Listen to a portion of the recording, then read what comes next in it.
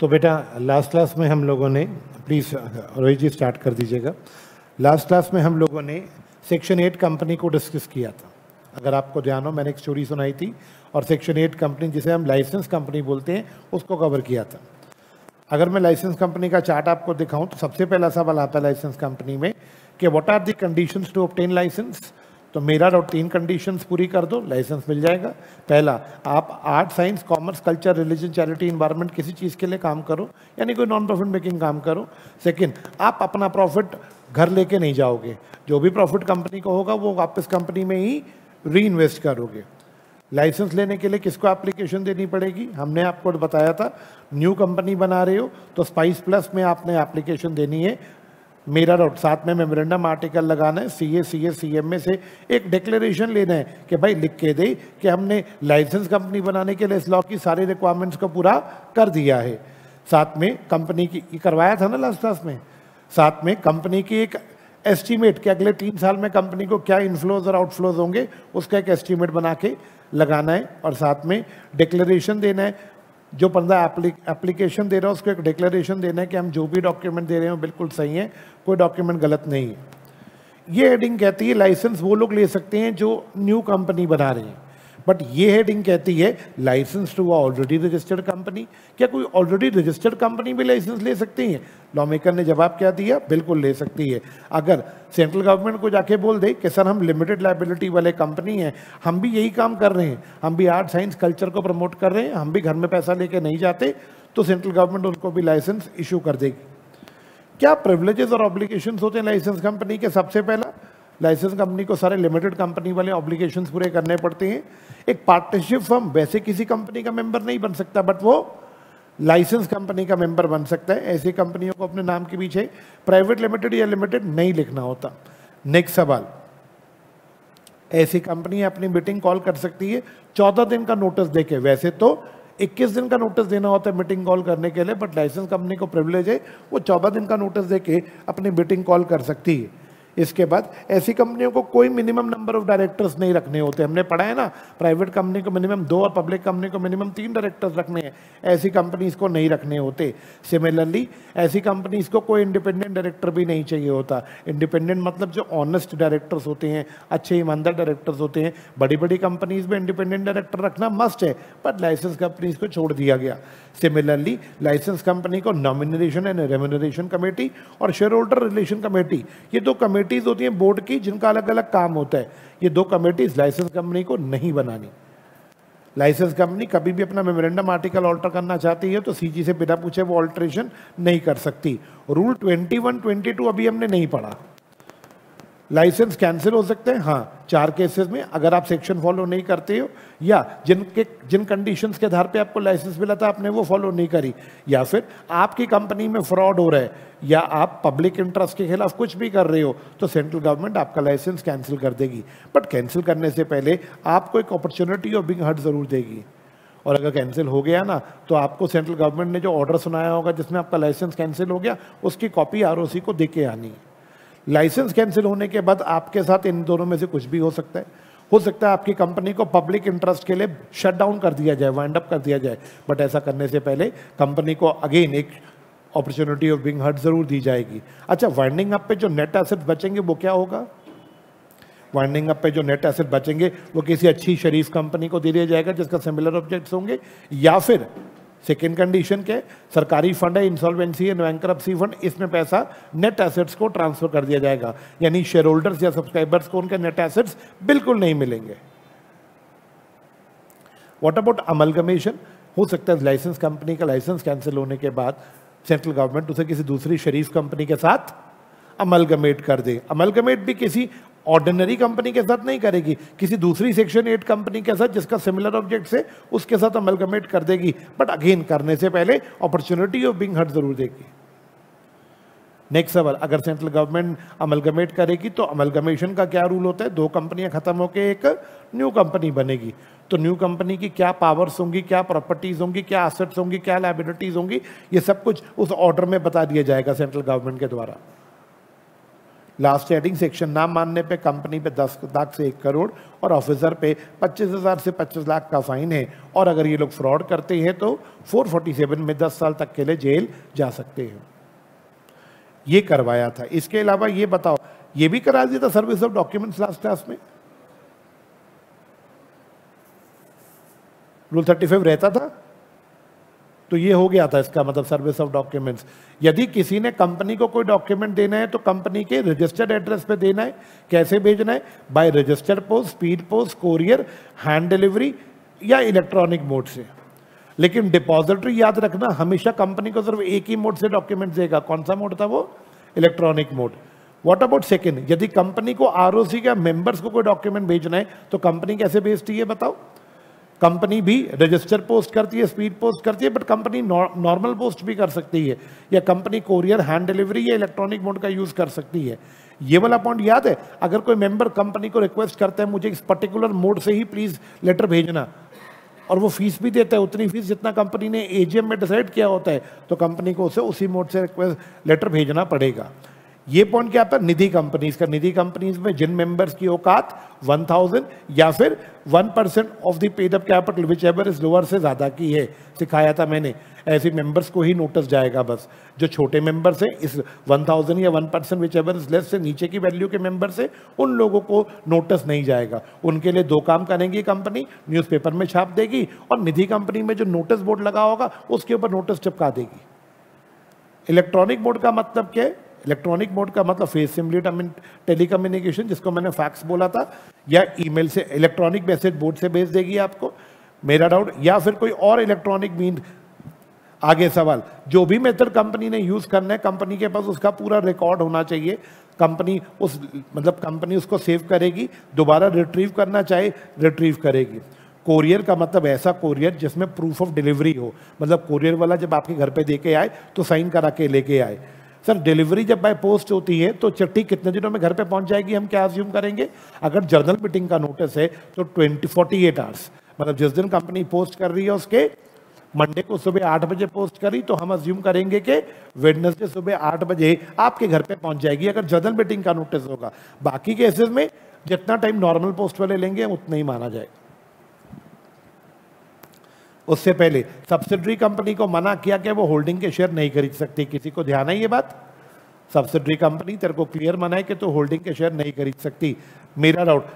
लेकिन 3 एक्सेप्शन है जिसमें सब्सिडरी चाहे तो भी वो होल्डिंग का शेयर खरीद सकती है। पहली एक्सेप्शन, अगर एज अ लीगल रिप्रेजेंटेटिव खरीदा, कोई मरते मरते सब्सिडरी को होल्डिंग का शेयर दे गया, या फिर किसी ने ट्रस्टी बनाया थोड़े दिनों के लिए कि तुम मेरा शेयर प्लीज होल्ड कर लो, या फिर पहले से ले रखा था सब्सिडरी ने होल्डिंग का शेयर, मतलब जब वो होल्डिंग सब्सिडरी नहीं थी तब से ले रखा था। बट इस एक्सेप्शन में एक पंगा था, सब्सिडरी को वोटिंग राइट अलाउड नहीं होगा होल्डिंग के मीटिंग्स में।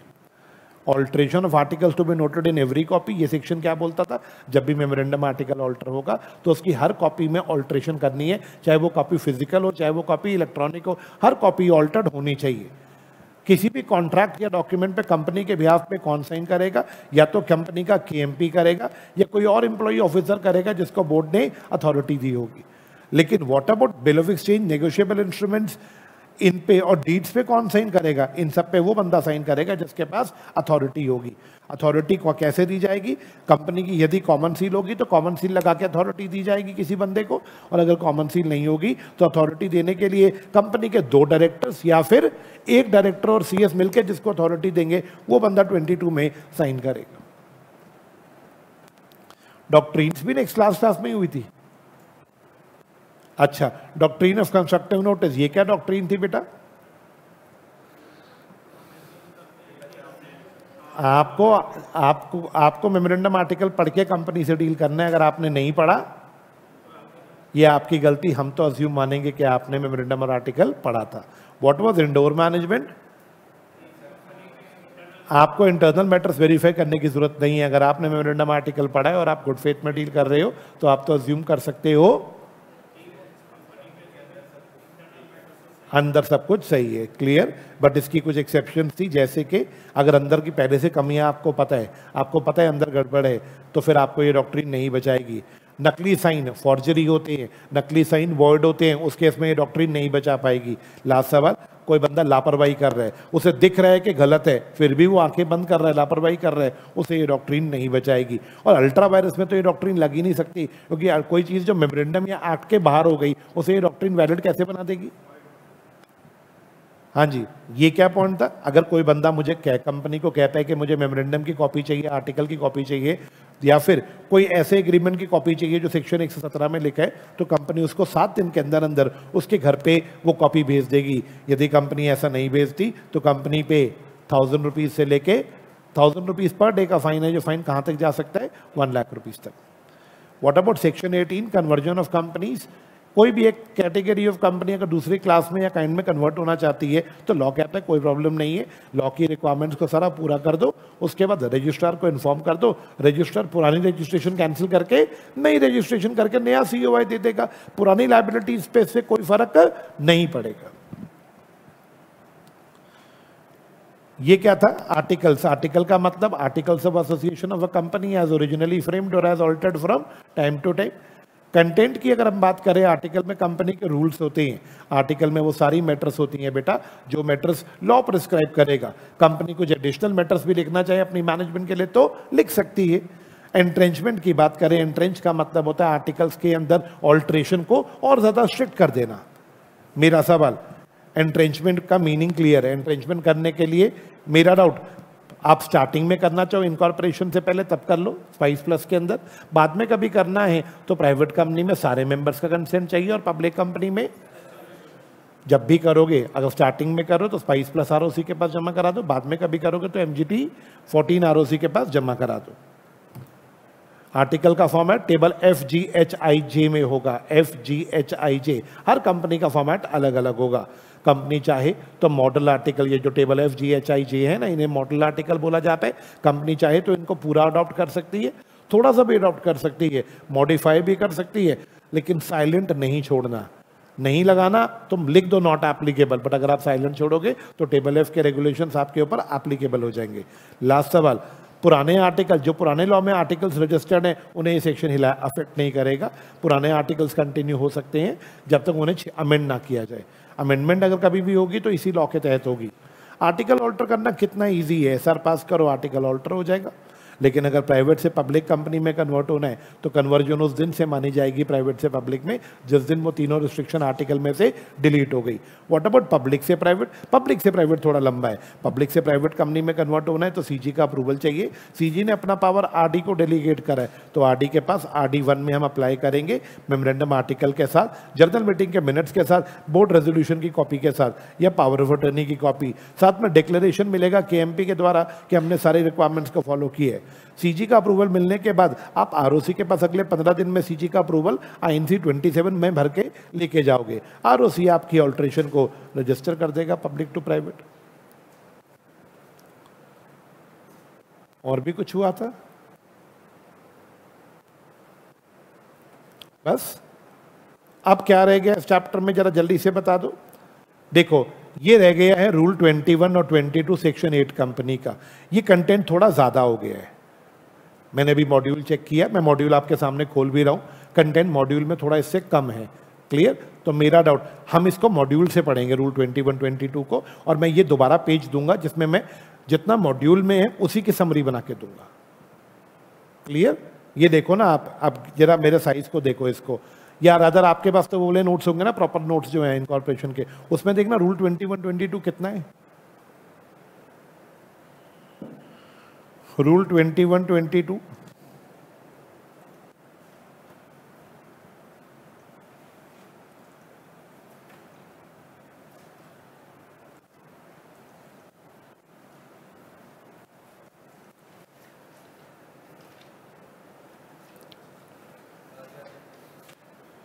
अप्रोक्सीमेटली कितना पेज है? नहीं, फ्लो चार्ट नहीं, रूल 21 22 मेन नोट्स में। फ्लो चार्ट तो मेरे सामने पड़ा है, देख रहे हो? ये रहा पेज 49 पे, पेज 49 पे रूल 21 है पहले, फिर 50 पूरा है, 51 आधा है, अप्रोक्सीमेटली 2 पेज है, काफी सारा है। आधा 49, बुक यार बहुत जल्दी इसी वीक में, मेरा तो कोशिश है, मैं इनको मैनेजमेंट को आज नहीं 1-2 दिनों में हैंड ओवर कर दूंगा बुक, ठीक है। उसके बाद फिर ये लोग आपको 1-2 दिन ये लोग भी लेंगे प्रिंटिंग कराने में।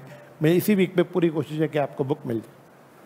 यस, मेरा डाउट, आप बताइए, करें शुरू आज की क्लास? अब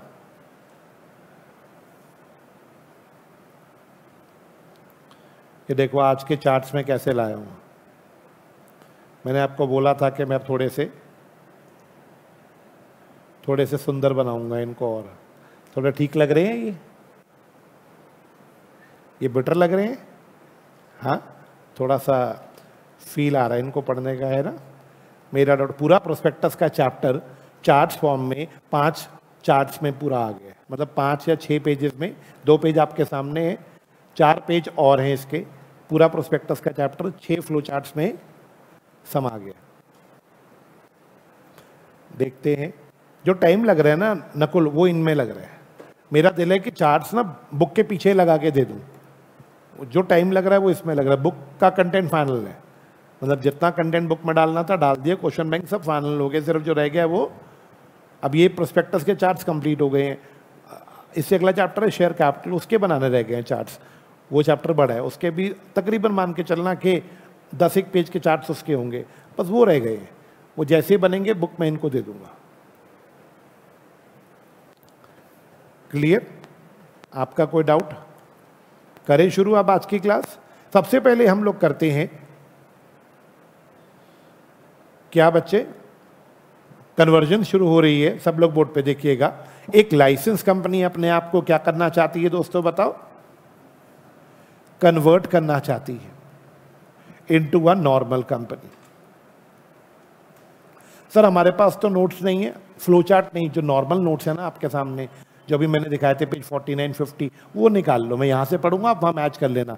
जो पॉइंट मैं यहाँ पढ़ूंगा वहाँ में वो टिक लगा लेना, जो पॉइंट मैं नहीं पढ़ूंगा उनको डिलीट कर देना वहाँ पे।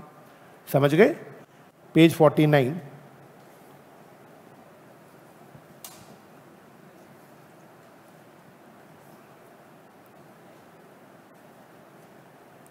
बोलो जी रेडी? सब बच्चे देखो रेडी है? आपके सामने रूल 21 है 49 पे। क्या मैं स्टार्ट करूं?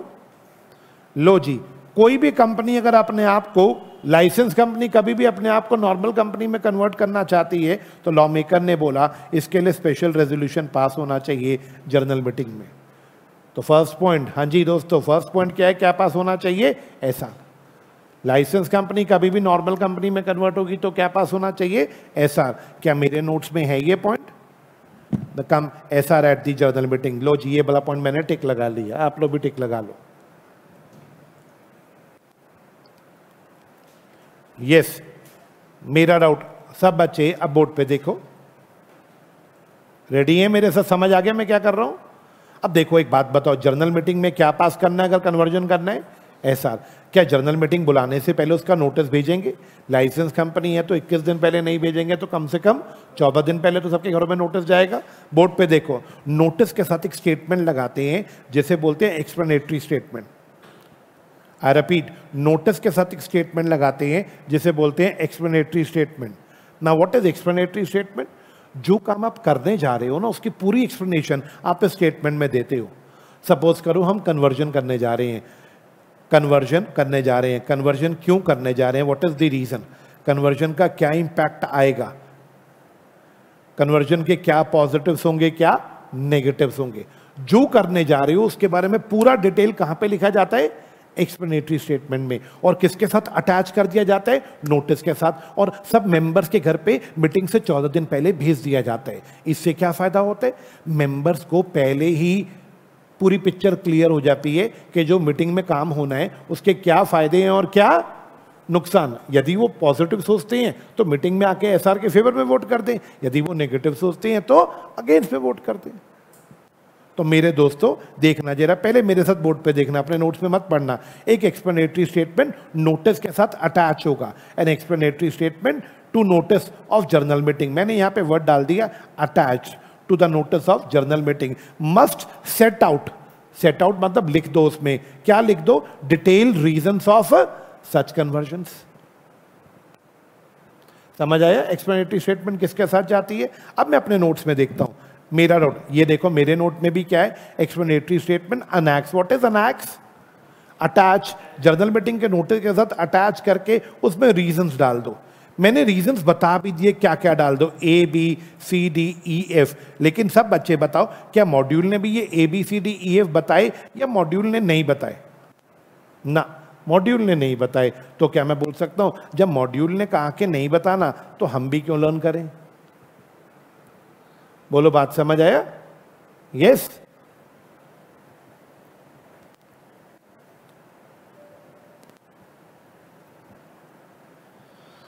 बोलो जी, क्लियर? तो अभी तक हमें 2 पॉइंट्स मिल गए आपके सामने, बताओ कौन कौन सा? जर्नल मीटिंग में एसआर पास करना है और नोटिस के साथ क्या भेजनी है? Explanatory statement. कटिंग कुटिंग हो रही है, समझ आ रहे है? सर आप कम पढ़ा रहे हो। भैया मैं मॉड्यूल से मैच करा रहा हूं, जितना मॉड्यूल में है फालतू करना है तो मेरे को तो कोई प्रॉब्लम नहीं है, मेरे तो नोट्स रेडी हैं। हाँ जी, बोलो जी भाई साहब सूजल जी, फालतू करा दूं? ये जितना आईसीआई का मॉड्यूल कह रहे हो उतना तो होना चाहिए, मॉड्यूल को नहीं छोड़ेंगे एक भी पॉइंट उसका। अब मैंने कल आज मेट्रो में आते आते मैंने वैसे ही देख लिया, मैंने कहा यार देखो तो सही कि मैं इतना सारा पढ़ा रहा हूं, क्या इतना मॉड्यूल में है भी? तो मैंने कहा भैया ये तो गड़बड़ हो गई। यस, आओ जी, अब बताओ अगला पॉइंट क्या है? कंपनी फाइल करेगी इन फॉर्म INC 18 किसके पास? रीजनल डायरेक्टर के पास, फीस के साथ। साथ में किसकी कॉपी जमा कराएगी? SR की कॉपी। साथ में नोटिस जाएगा और क्या क्या जाएगा बताओ? Explanatory statement for conversion.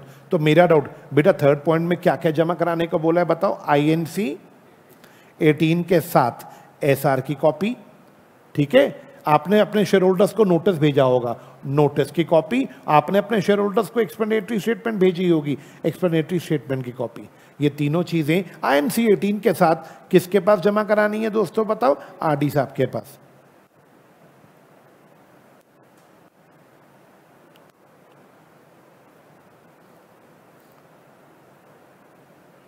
Clear? अभी मैं नोट्स में चेक करा दूंगा मेरी बुक में कहां पे, अभी आप प्लीज अभी मत देखना आप। क्लियर?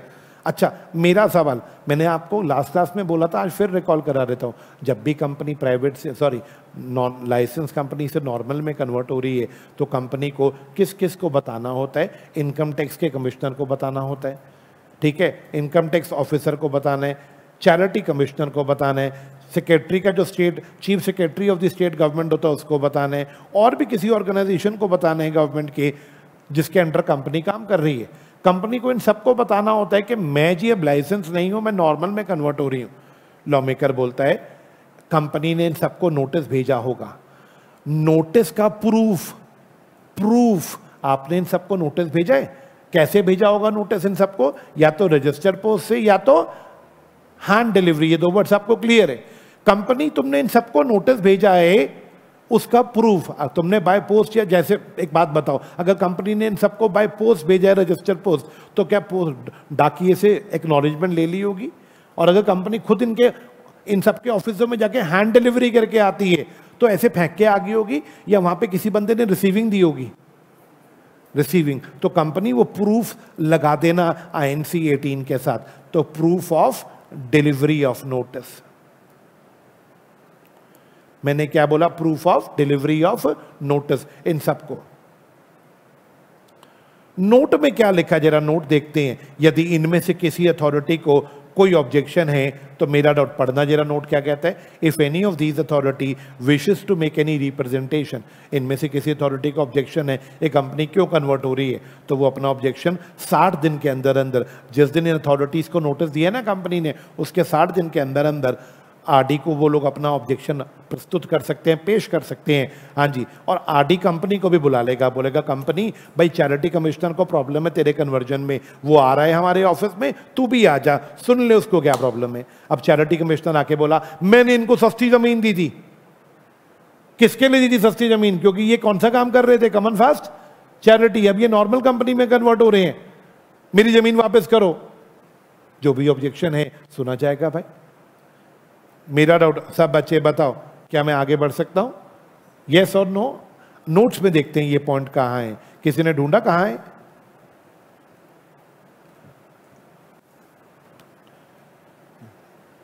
यस,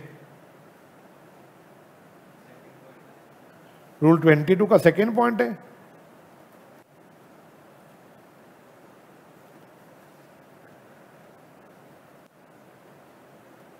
आपको मिल गया तो ठीक है, मैं नहीं ढूंढ रहा, ठीक है, मैंने आपको दिखा दिया।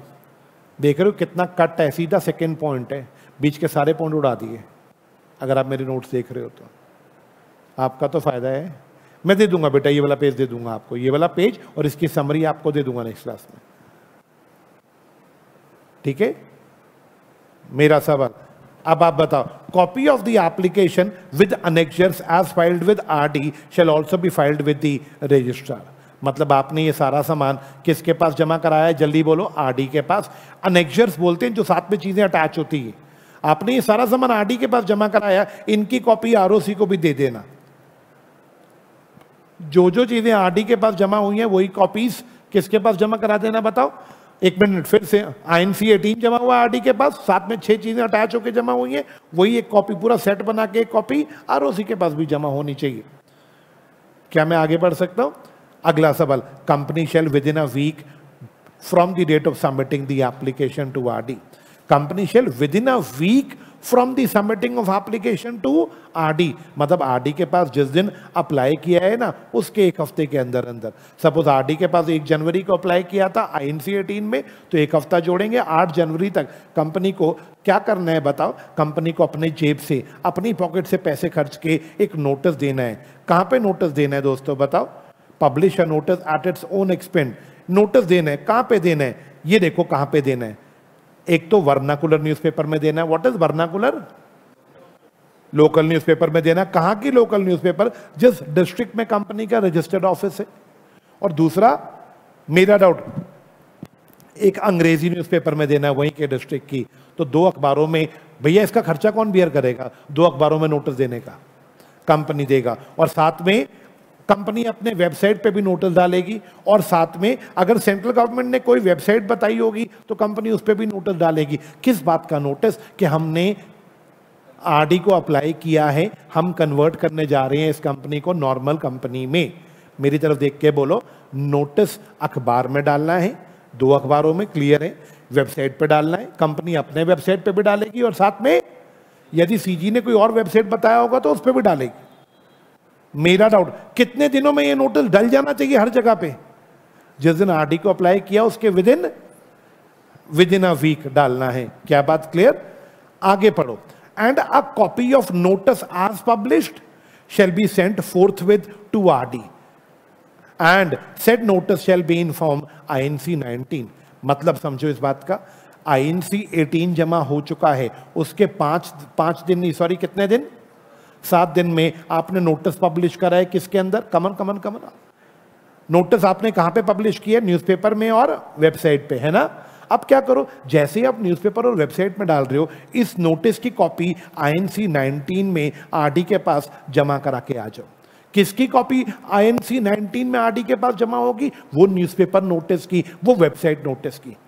तो आरडी के पास 2 चक्कर लग गए। एक बार INC 18 जमा करा के आए, उसके बाद 1 हफ्ते बाद जब न्यूज़पेपर में आर्टिकल दिया उसके जैसे forthwith, what is forthwith? Simultaneously, जिस दिन आप न्यूज़पेपर में नोटिस दोगे, साथ साथ आप उसकी एक कॉपी INC 19 में जाके किसके पास जमा करा दोगे? आरडी के पास।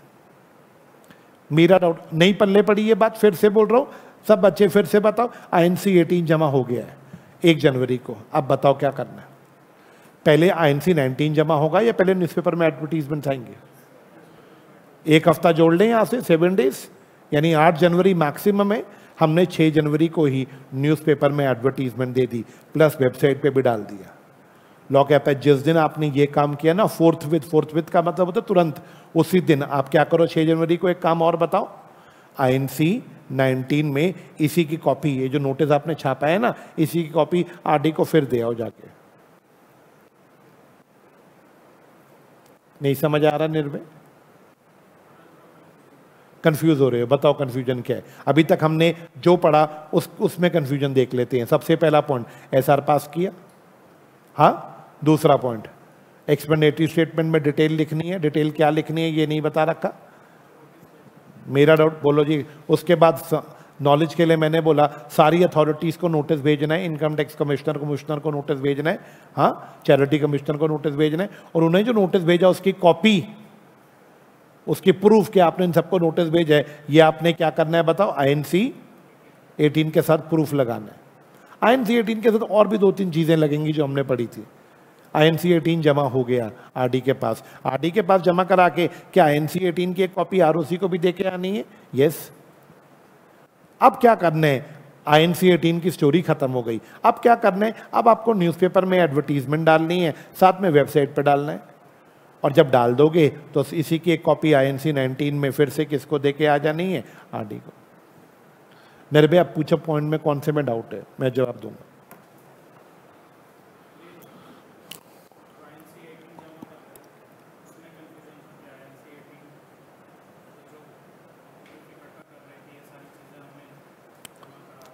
वो सब कुछ INC 18 के साथ अटैच करके RD के पास जमा कराना। हाँ जी, चलो आगे बढ़ा जाए। मैंने बिल्कुल सिंपल शब्द आपके सामने बोर्ड पे पेश कर दिए। यस,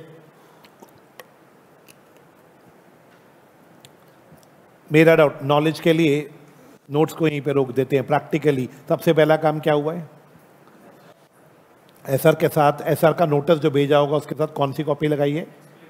वेरी गुड, मीटिंग हो गई। अब मुझे ये बताओ, आपने, ये तो मीटिंग तक की बात हो गई, आपको कुछ अथॉरिटीज को नोटिस भेजना है, क्या ये बात समझ आया? और अगर उन अथॉरिटीज को कोई ऑब्जेक्शन है तो वो 60 डेज के अंदर अंदर किसके बाद अपना ऑब्जेक्शन पेश कर सकती हैं? RD कंपनी को भी बुला लेगा। क्लियर है? मेरा रूल, हमें RD के पास जाना है कौन से फॉर्म में? INC 18 के साथ कुछ डॉक्यूमेंट्स अटैच करने हैं, और हमने इन सब अथॉरिटीज को नोटिस भेजा, इसका भी प्रूफ लगाना है। अब आप बताओ, जो डॉक्यूमेंट RD के पास जमा कराए उन्हीं की कॉपी किसके पास फिर से जमा करानी है? न्यूज़पेपर में एडवर्टीजमेंट कितने दिनों में देना होता है? 7 दिन। कहां से? INC 18 जमा हुआ है वहां से 7 दिन में। क्या बात क्लियर? और मेरा डाउट, ये न्यूज़पेपर एडवर्टीजमेंट्स 2 अखबारों में होगा, ये तो क्लियर है, साथ में वेबसाइट पे होगा, और जब भी आप न्यूज़पेपर में डालोगे उसकी डिटेल भी किसको दे आना जाके? RD को। किस में? INC 19। समझ तो आ गया, कोई दिक्कत तो नहीं है? हाँ, दिक्कत चले।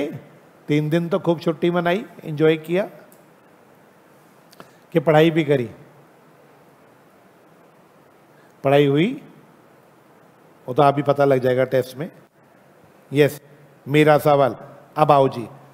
The company should have filed all its financial statements and up to the financial year preceding the submission of application to RD and all other returns required to be filed under the act up to the date of submission to the RD. Yes, इसका मतलब क्या है, बात को समझो बेटा। देखो, simple सी बात है, हम RD के पास कब अप्लाई कर रहे हैं, कोई बच्चा बताए? 30 मई को अप्लाई कर रहे हैं, 30 मई 2023 को। दिस इज द डेट जिस दिन हम INC 18 में किसको अप्लाई कर रहे हैं बताओ? देखो, साल एक ऐसा डॉक्यूमेंट होता है, 2 ऐसे डॉक्यूमेंट जो हर साल में बस एक बार ROC के पास जमा होती हैं। आज ऑन 31 मार्च जो साल खत्म हुए, हाँ जी, 2 डॉक्यूमेंट्स आपने जमा कराने होते हैं, फाइनेंशियल स्टेटमेंट्स और एनुअल रिटर्न्स। ये 2 डॉक्यूमेंट्स P&L, फाइनेंशियल स्टेटमेंट से मेरा मतलब है P&L account, balance sheet, cash flow statement, ये सारी फाइनेंशियल स्टेटमेंट्स। और दूसरा डॉक्यूमेंट मैंने कौन सा बोला? Annual return. ये 2 डॉक्यूमेंट्स साल में बस एक बार किसके पास जमा होते हैं? हाँ, किसके पास जमा होते हैं? ROC के पास। हर कंपनी को कराने पड़ते हैं। क्लियर? ये 2 डॉक्यूमेंट्स क्लियर है?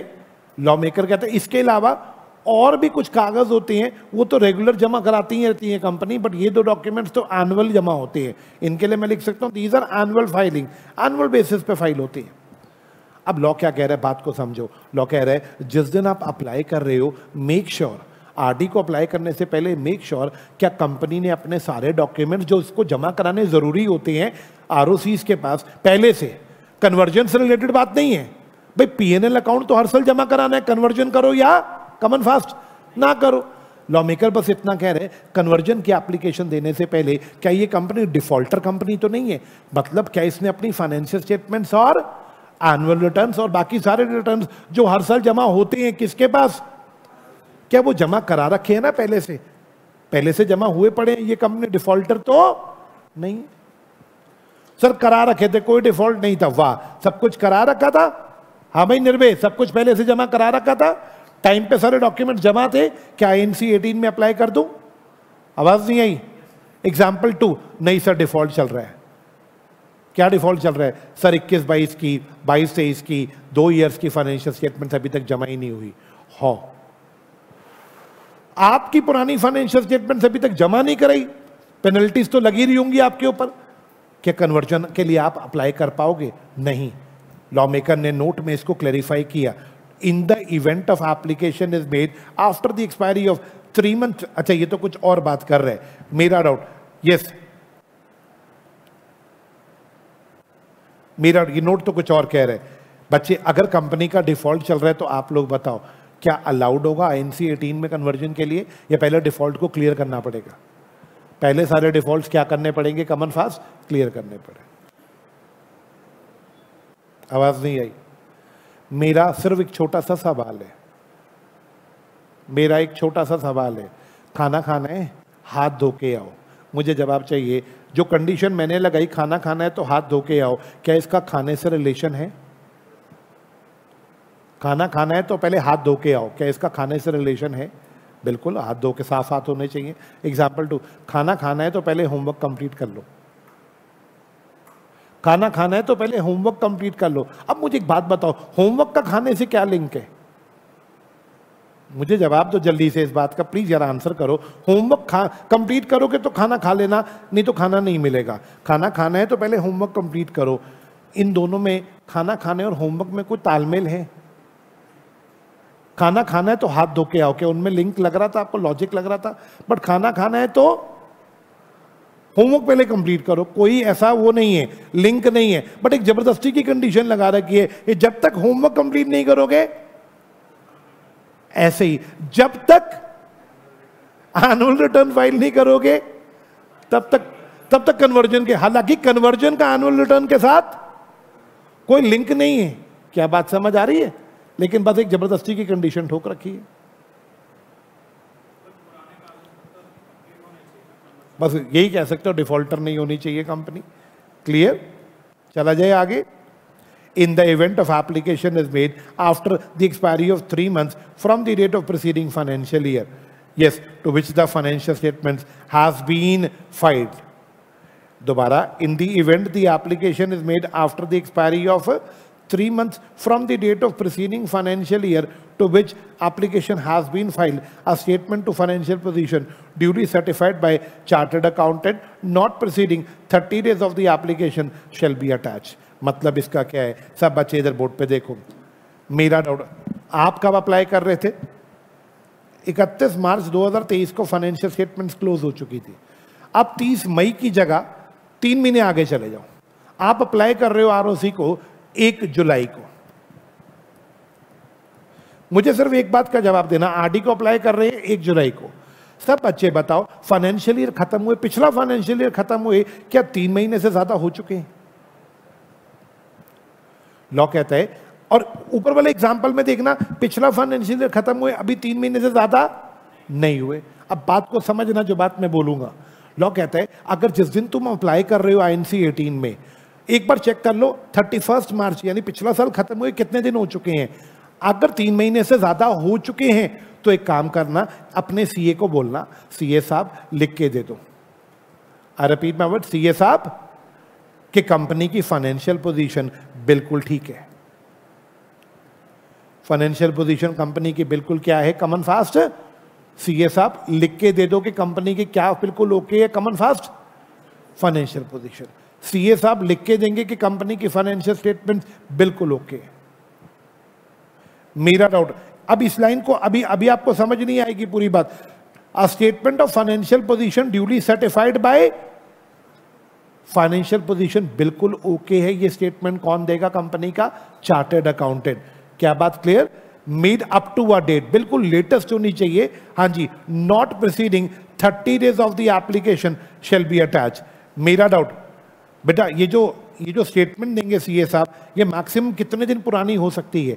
जिस दिन आप एप्लीकेशन दे रहे हो ना, उससे मैक्सिमम 30 दिन पहले की स्टेटमेंट हो सकती है।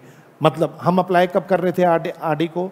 1 जुलाई को हमने सीए साहब को बोला, सीए साहब एक स्टेटमेंट दे दो कि हमारी फाइनेंशियल पोजीशन बिल्कुल ठीक है। सीए कहता है ठीक है मैं स्टेटमेंट दे देता हूँ। सीए ने 10 मई को स्टेटमेंट दे दी कि कंपनी की जी फाइनेंशियल स्टेटमेंट बिल्कुल ठीक है। मेरा डाउट, ये स्टेटमेंट काम नहीं आएगी, कोई बताएगा क्यों? पुरानी होगी। हम अप्लाई जब कर रहे हैं उससे मैक्सिमम कितने दिन पुराने सीए की स्टेटमेंट हो सकती है? 30 डेज। तो अगर 1 जुलाई को अप्लाई कर रहे हो, कहने से 2 जून या ऑनवर्ड्स सीए की स्टेटमेंट होनी चाहिए। 2 जून या उससे कॉमन फास्ट पहले से होनी चाहिए, उससे आगे की होनी चाहिए। कहने का मतलब क्या है, कोई बच्चा बताएगा? क्या सीए की स्टेटमेंट बिल्कुल लेटेस्ट होनी चाहिए? लॉ मेकर कह रहे हैं क्या स्टेटमेंट देनी है कि कंपनी की फाइनेंशियल पोजीशन कॉमन फास्ट बिल्कुल ठीक है। नेक्स्ट क्वेश्चन, इस केस में नहीं देना, रीजन अब लॉजिक सोचते हैं। इस केस में सीए लिख के नहीं देगा कि स्टेटमेंट देनी है कि फाइनेंशियल पोजीशन ओके है। लॉ मेकर सिंपल बात कहता है क्यों नहीं देनी, मैं इसका रीजन बताता हूं। क्या अभी फाइनेंशियल ईयर खत्म हुए ज्यादा दिन नहीं हुए? आवाज नहीं आई? अभी फाइनेंशियल ईयर खत्म हुए ज्यादा दिन नहीं हुए। क्या मैं ठीक, मेरी बात समझ आ रही है? लॉ मेकर कहते हैं यहां पे देखो फाइनेंशियल ईयर खत्म हुए 1 क्वार्टर हो चुका है। आवाज नहीं आई? क्या सीए जो लिख के दे रहा है कंपनी की फाइनेंशियल स्टेटमेंट बिल्कुल ओके है, मेरा डाउट दिमाग से सोच के बताना, ये सीए साहब जो फाइनेंशियल ईयर खत्म हुए उसके लिए दे रहे हैं या इस क्वार्टर के लिए दे रहे हैं कि जी फाइनेंशियल पोजीशन बिल्कुल ओके है?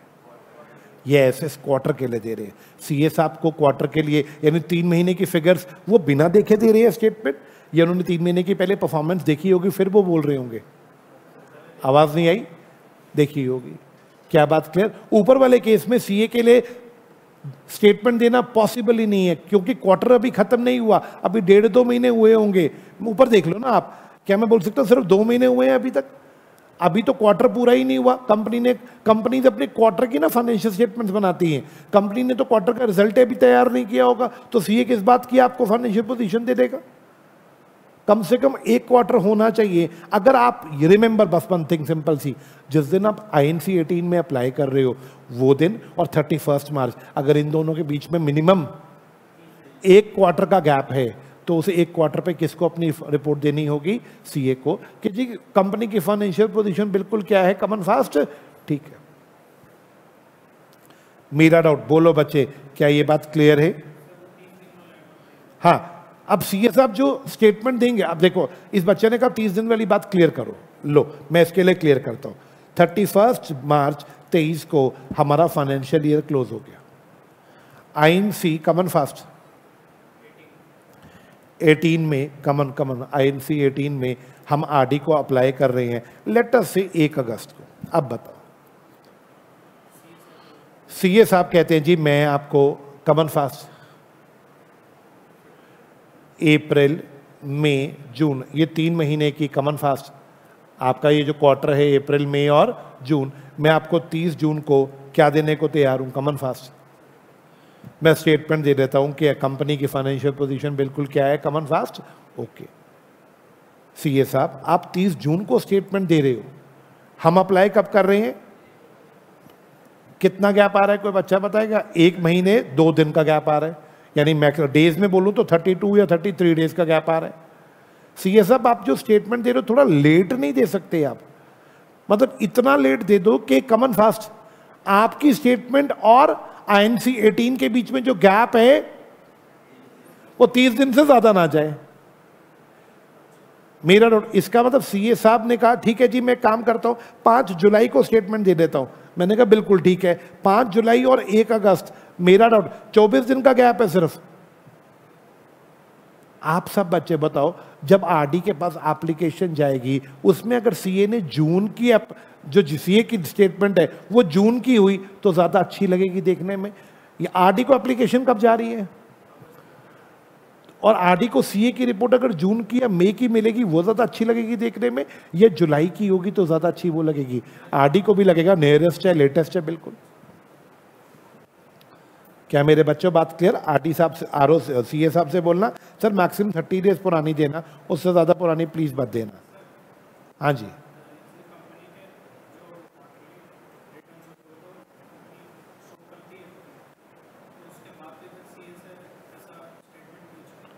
नहीं सीए तो इस पे दे रहे हैं ना बच्चे, किस पे? सीए तो ये बता रहे कि ये जो नया क्वार्टर है, अभी ये क्वार्टर की कंपनी की फाइनेंशियल पोजीशन बिल्कुल क्या है, न्यू क्वार्टर की।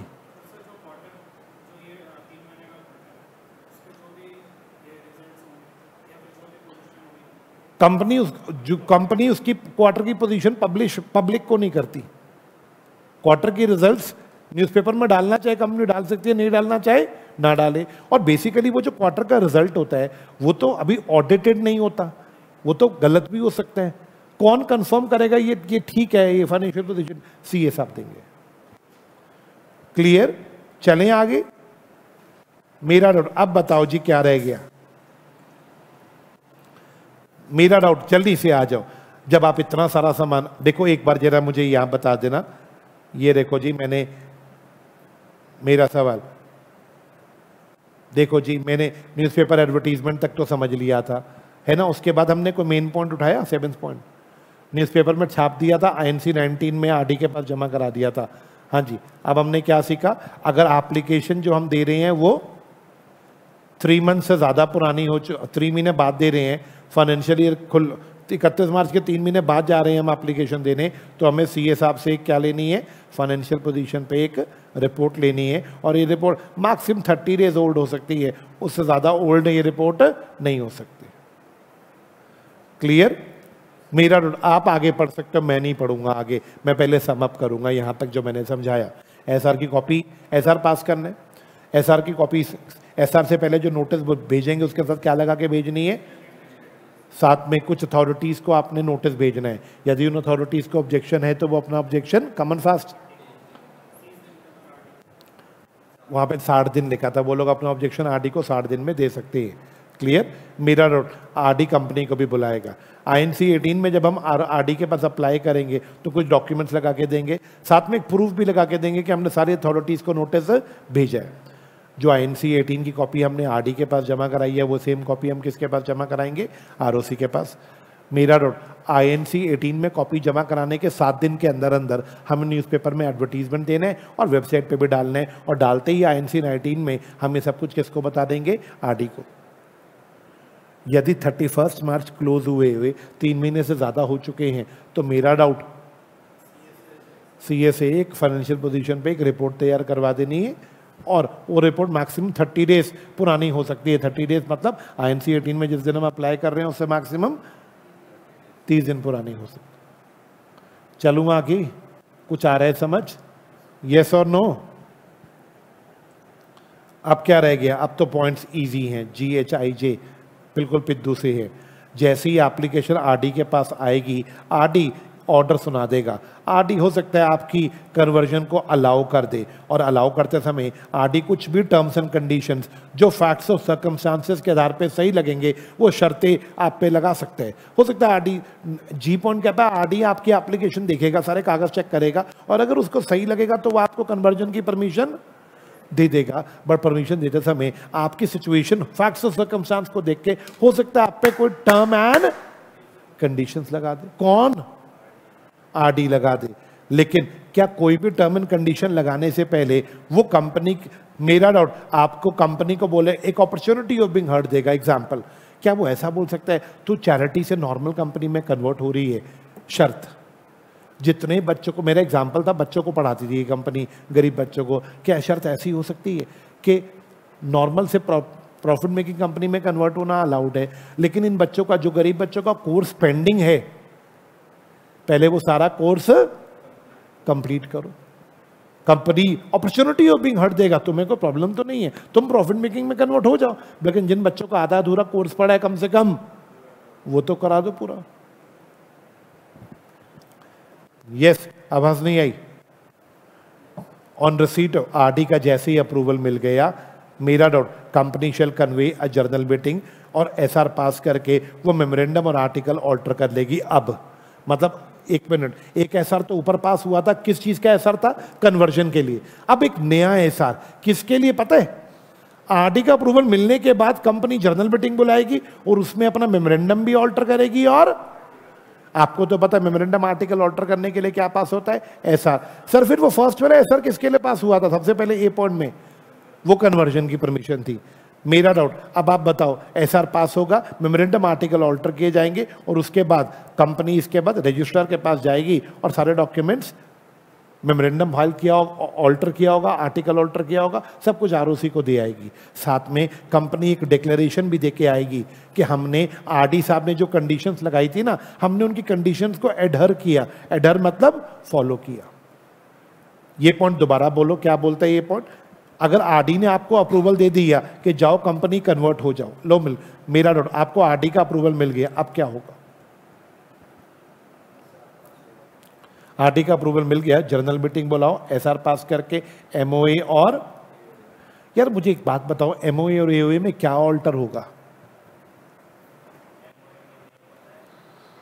कंपनी के नाम में प्राइवेट लिमिटेड वर्ड ऐड होगा या लिमिटेड वर्ड ऐड होगा? ऑब्जेक्ट्स में से चैरिटी चुरिटी हटाई जाएगी। यस। नेक्स्ट सवाल, एओए में भी अगर लिखा था कि हम कभी डिविडेंड नहीं देंगे, वो बातें हटाओ। क्लियर, हटा दिया। अब क्या करो जरा बताओ, आरओसी के पास जाओ, आरओसी के पास एसआर की copy, altered MOA, altered AOA और एक डिक्लेरेशन कि सर आरडी साहब ने जो शर्तें लगाई थी ना कि बच्चों को पढ़ा दो, पहले कोर्स कंप्लीट कर दो, हमने उनकी सारी शर्तें मान ली है। ये सब कुछ किसके पास जमा होना चाहिए? आरओसी के पास। कन्वर्जन के पहले या कन्वर्जन के बाद? आरडी के अप्रूवल के बाद। ये सब कुछ कब जमा हो रहा है आरओसी के पास? आरडी के अप्रूवल के बाद, क्योंकि यहां शुरू में लिखा तो है on receipt of approval of RD, RD के अप्रूवल के बाद। अब अगला सवाल, मेरा सवाल, रजिस्ट्रार सारे डॉक्यूमेंट चेक करके कंपनी को रजिस्टर कर देगा और फ्रेश क्या दे देगा? भाई और बहनों, सीओ। लो जी, मिल गया सीओआई। कंटेंट किसी ने मिलाया मेरे नोट्स के साथ? कम है? मिलाया किसी ने? एक पेज में दे रखा है मॉड्यूल में तो सारा, ये आपको मिल जाएगा नेक्स्ट क्लास में। क्लियर है?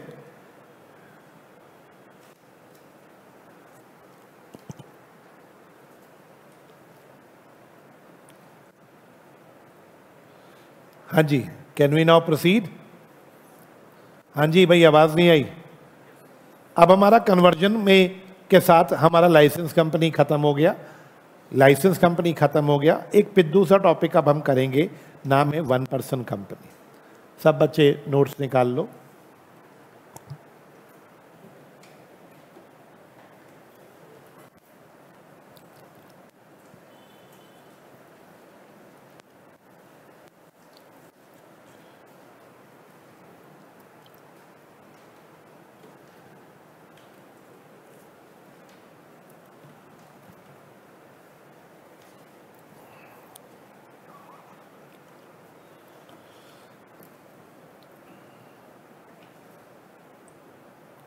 Yes. Can we start with 1 person company?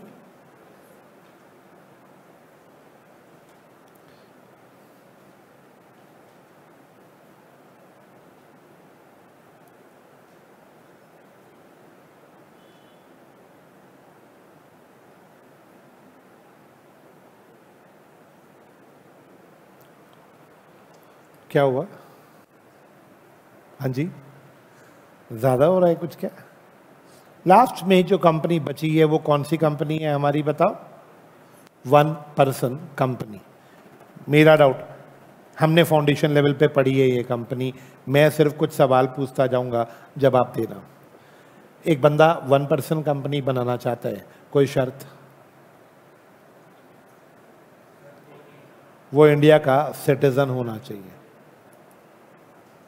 Citizen से मतलब क्या होता है? उसके पास इंडिया की नेशनैलिटी, सिटीजनशिप होनी चाहिए। क्या आप सबके पास है? यस। सिटीजनशिप कैसे मिलती है, कोई मुझे थोड़ा समझाएगा? इंडिया में जिसका बर्थ हुआ है वो बंदा इंडिया का सिटीजन है? आवाज नहीं आई? अपार्ट फ्रॉम बर्थ कुछ लीगल केसेस अलग से हैं, जिससे कुछ और एक्सेप्शनल केसेस होते हैं जिनमें आप इंडिया के सिटीजन बन सकते हैं। जैसे मान लो कोई बंदा यूके रहता है, वो इंडिया में शिफ्ट होना चाहता है, अजीब सी बात है वैसे, लेकिन मान लो कोई यूके वाला बंदा इंडिया में शिफ्ट होना चाहता है, तो इंडिया में आके वो वहाँ की अपनी यूके की सिटीजनशिप सरेंडर करेगा और यहाँ पे अप्लाई करेगा गवर्नमेंट को कि मुझे इंडिया की क्या चाहिए, सिटीजनशिप। गवर्नमेंट की कुछ शर्तें हैं वो पूरी कर दो, आप इंडिया के सिटीजन बन जाओगे। नेक्स्ट, जब बंटवारा हुआ था 1947 का, तो जो लोग पाकिस्तान से आए थे वो लोगों का तो इंडिया में बर्थ नहीं हुआ था, वो तो पाकिस्तान के थे या अनडिवाइडेड इंडिया से आए थे। लॉ मेकर कहते हैं वो भी अज्यूम कर लिए गए थे कि वो इंडिया के क्या हैं, बताओ, सिटीजन्स। क्लियर? तो मेरा हम सब लोग बाय बर्थ सिटीजन बने। आप में से जिनके दादा दादी पाकिस्तान से आए, मेरा वो भी इंडिया के सिटीजन्स हैं अज्यूम। और आप में से कोई गोरा है जो बाहर से आया, इंडिया की शर्तें पूरी करी, तो आप इंडिया के क्या हो, बताओ, सिटीजन। अब आप बताओ, रेसिडेंट होना जरूरी है? रेसिडेंट ऑफ इंडिया मतलब इंडिया में रहना भी जरूरी है? ये जरूरी नहीं है। आप इंडिया के बस क्या होने चाहिए, बताओ, सिटीजन होने चाहिए। रेसिडेंट हो या ना हो इससे कोई मतलब नहीं है। रेसिडेंट का मतलब होता है इंडिया में रहना। सपोज करो मैं इंडिया में सिर्फ 50 दिन रहता हूँ, बाकी 300 जो बचे हुए दिन है मेरे, 315 दिन वो मैं यूके, यूएसए, कनाडा में रहता हूँ, कोई दिक्कत नहीं है। आप इंडिया के सिर्फ क्या होने चाहिए, बताओ, सिटीजन। रेसिडेंट आप यहाँ हो या उससे कोई फर्क नहीं पड़ता। अच्छा, क्या माइनर बना सकता है 1% कंपनी?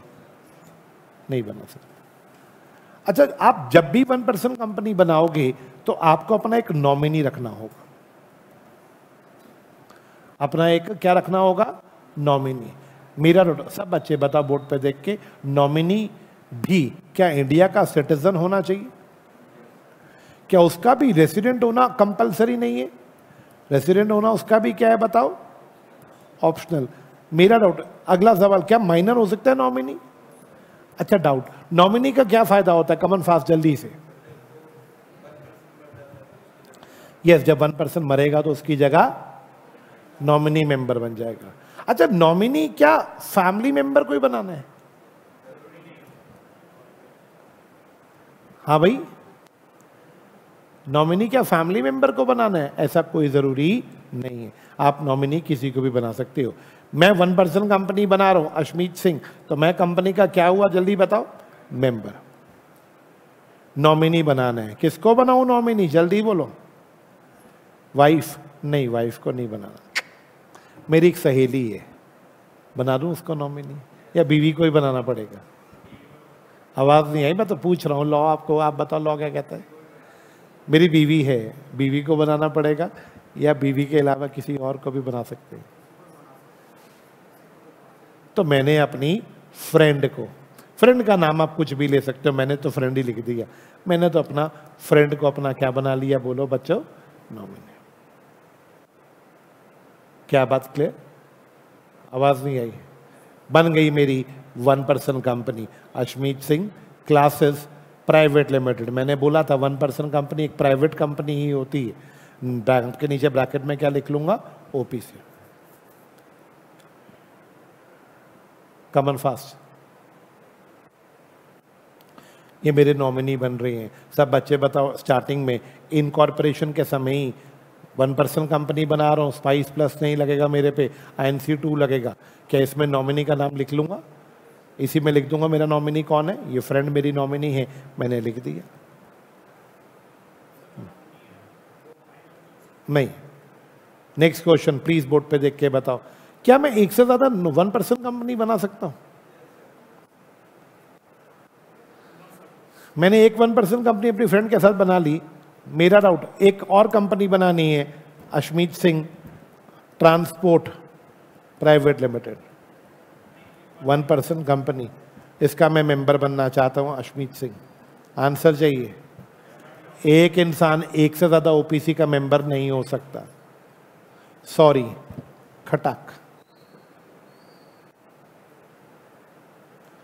क्या बात क्लियर? एक इंसान कमन फास्ट ओपीसी का मेंबर नहीं हो सकता, ये बात समझ आई? नेक्स्ट क्वेश्चन, मेरी फ्रेंड का फोन आया, कह रही अशमीत कैसा है? मैंने कहा बहुत बढ़िया, तू सुना? कह रही यार मुझे भी अपनी ओपीसी बनानी है। क्या मेरा नॉमिनी अपनी ओपीसी बना सकता है? आवाज नहीं आई। फ्रेंड ओपीसी, उसकी वो क्या बनना चाहती है, कमन फास्ट, वो मेंबर फ्रेंड बनना चाहती है। मेरा डाउट बेटा, मैं ये फ्रेंड्स है ना, थोड़ी कंफ्यूजन हो रही है। मैंने एक नाम लिख दिया, प्रिया नाम है सपोज करो, ठीक है। प्रिया बोली मैं अपनी ओपीसी बनाना चाहती हूँ, प्रिया ओपीसी, और मैं उसकी मेंबर बनना चाहती हूँ, मुझे जवाब चाहिए अलाउड या नॉट अलाउड। ये कहता है नॉट अलाउड, बाकी लोग अलाउड। एक इंसान, क्यों नहीं प्रिया, मेरी ओपीसी की क्या बनी थी? मेरी ओपीसी की तो नॉमिनी बनी थी, मेंबर तो अभी तक वो किसी ओपीसी की नहीं बनी ना, तो अपनी ओपीसी की मेंबर वो बन सकती है। मुझे बोली अश्मीत, मैंने कहा बोल, कह रही तू मेरे ओपीसी का नॉमिनी बनेगा। मैंने कहा तेरी ओपीसी का नॉमिनी, मुझे क्या प्रॉब्लम है, आप सब बताओ। मैं अभी तक किसी का नॉमिनी नहीं बना, मैं सिर्फ एक ओपीसी का मेंबर हूं, अपनी ओपीसी का, किसी का नॉमिनी हूं नहीं। मेरा डाउट, मैं नॉमिनी बन गया किसकी ओपीसी में? सब बच्चे बोलो। नकुल बोला अश्मीत सर मेरी ओपीसी का भी मेंबर बनोगे, सॉरी मेरी ओपीसी के भी नॉमिनी बनोगे। अब बात को समझना, एक इंसान को मैंने ऐसे ड्रॉ किया, एक इंसान के दो हाथ हैं, इमेजिन करो, एक हाथ मेंबर वाला, एक हाथ नॉमिनी वाला, बस। क्या मतलब इसका समझाओगे? एक ही कंपनी का मेंबर बन सकता है और एक ही कंपनी का, यानी वो दो कंपनीज में जा सकता है, एक का मेंबर बन के और एक का, अब अपनी कंपनी में मेंबर नॉमिनी खुद तो होगा नहीं, तो एक कंपनी का मेंबर बन सकता है और दूसरी कंपनी का, बस इससे ज्यादा नहीं। दो हाथ है, बस याद रखना दो ही कर सकता है काम को। नहीं, एक इंसान दो कंपनियों का नॉमिनी नहीं बन सकता। मेरा डाउट, आखिर एक दिन वो आ गया, मेरी डेथ हो गई, अब आप बताओ मेरी डेथ होती, मेरी ओपीसी का मेंबर कौन बनेगा? प्रिया। अब दिक्कत बताओ क्या आई? अब प्रिया दो ओपीसी की मेंबर होगी। लॉ ने इसका सोल्यूशन बताया, सोल्यूशन पढ़ेंगे अभी इसका क्या है। प्रिया बच जाएगी, प्रिया पे पेनल्टी कोई नहीं लगेगी, प्रिया को कुछ गलती, कुछ ठीक करना होगा, इसको बच जाएगी प्रिया। 1% कंपनी बना के मैं कौन सा बिजनेस कर सकता हूं बताओ? अश्मीत सिंह, 1% कंपनी में कौन सा बिजनेस कर सकता हूं? 1% कंपनी बना के आप कोई भी लीगल बिजनेस कर सकते हो, कोई मना ही नहीं है, बस आपको non banking financial investment activity allowed नहीं है।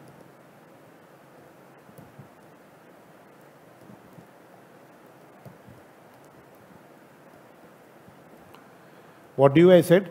आप नॉन बैंकिंग क्या नहीं बन सकते बताओ? Financial investment activities. What is non banking? देख बेटा, नॉन बैंकिंग का मतलब हम बैंकिंग नहीं है।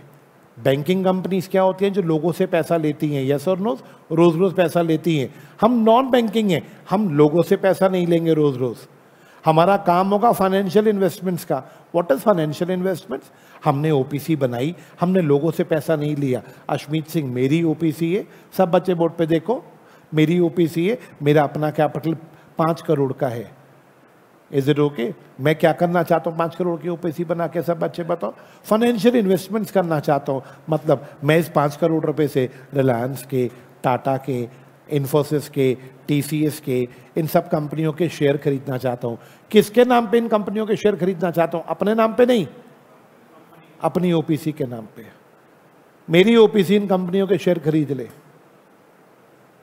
Financial investments, what is investment? का मतलब होता है पैसा लगाना। फाइनेंशियल इन्वेस्टमेंट यानी शेयर्स खरीदने। मेरी कंपनी इन सब कंपनियों के शेयर खरीदना चाहती है। सब बच्चे बताओ, लॉकअप है बिल्कुल मत खरीदना। ओपीसी बना के ये बिजनेस नहीं करने दूंगा। मेरे भाई लॉजिक, अगर ओपीसी ने मोर देन 50 खरीद लिया तो बता क्या होल्डिंग सब्सिडरी खड़ा हो जाएगा? ओपीसी होल्डिंग हो गई। ओपीसी का तो साइज बहुत छोटा होता है, होल्डिंग के तो लॉ बहुत ज्यादा स्ट्रिक्ट है, इसके ऊपर तो सूटेबल ही नहीं होगा वो। क्या बोला मैंने? होल्डिंग कंपनीज पे तो लॉ बहुत ज्यादा स्ट्रिक्ट है, ओपीसी इस पे स्ट्रिक्ट कैसे हो जाएगा लॉ? लॉ क्या है, कोई भी लीगल बिजनेस करो बस, लेकिन कौन सा मना कर रहा हूं? फाइनेंशियल इन्वेस्टमेंट एक्टिविटीज नहीं करना। क्या बात क्लियर? अच्छा, नेक्स्ट क्वेश्चन, ओपीसी बना रहा हूं, सब बच्चे बताओ लिमिटेड कंपनी बना सकता हूं या अनलिमिटेड बना सकता हूं? नहीं, ऐसा कोई रूल नहीं है। सेक्शन 3 जिन्होंने पढ़ा है वहां पे रूल था, सेक्शन 3 में आप 3 कंपनियां बना सकते हो, प्राइवेट, पब्लिक और ओपीसी। उनकी liability limited by share, limited by guarantee और अनलिमिटेड। यानी ओपीसी बना के हमारी मर्जी, ओपीसी में लिमिटेड लायबिलिटी रखें या unlimited. Next question, sir OPC profit making company होगी या एक सेक्शन 8 कंपनी हो सकती है? प्रॉफिट मेकिंग अलाउड है, सेक्शन 8 कंपनी नॉट अलाउड। मतलब कॉमन फास्ट ओपीसी बना के सेंट्रल गवर्नमेंट के पास चले जाओ, सर प्लीज मुझे लाइसेंस दे दो, मुझे चैरिटी करनी है, बिल्कुल नहीं मिलेगा। क्यों? अगर ओपीसी को लाइसेंस मिल गया तो ओपीसी को तो डबल प्रिविलेजेस हो गए, एक ओपीसी वाले प्रिविलेजेस, एक सेक्शन 8 वाले प्रिविलेजेस। बात समझ आया? ओपीसी बना के क्या क्या मना करा, समझ आया? लिमिटेड बनाओ, अनलिमिटेड बनाओ, कोई मनाही नहीं है, लेकिन सिर्फ कौन सी कंपनी बनाओ? प्रॉफिट मेकिंग सेक्शन 8 कंपनी बनानी अलाउड है या अलाउड नहीं है? कॉमन फास्ट अलाउड नहीं। अब डाउट पूछो, ये बात भी क्लियर है? हाँ जी, पक्का कोई डाउट नहीं है? यस, चलो आओ।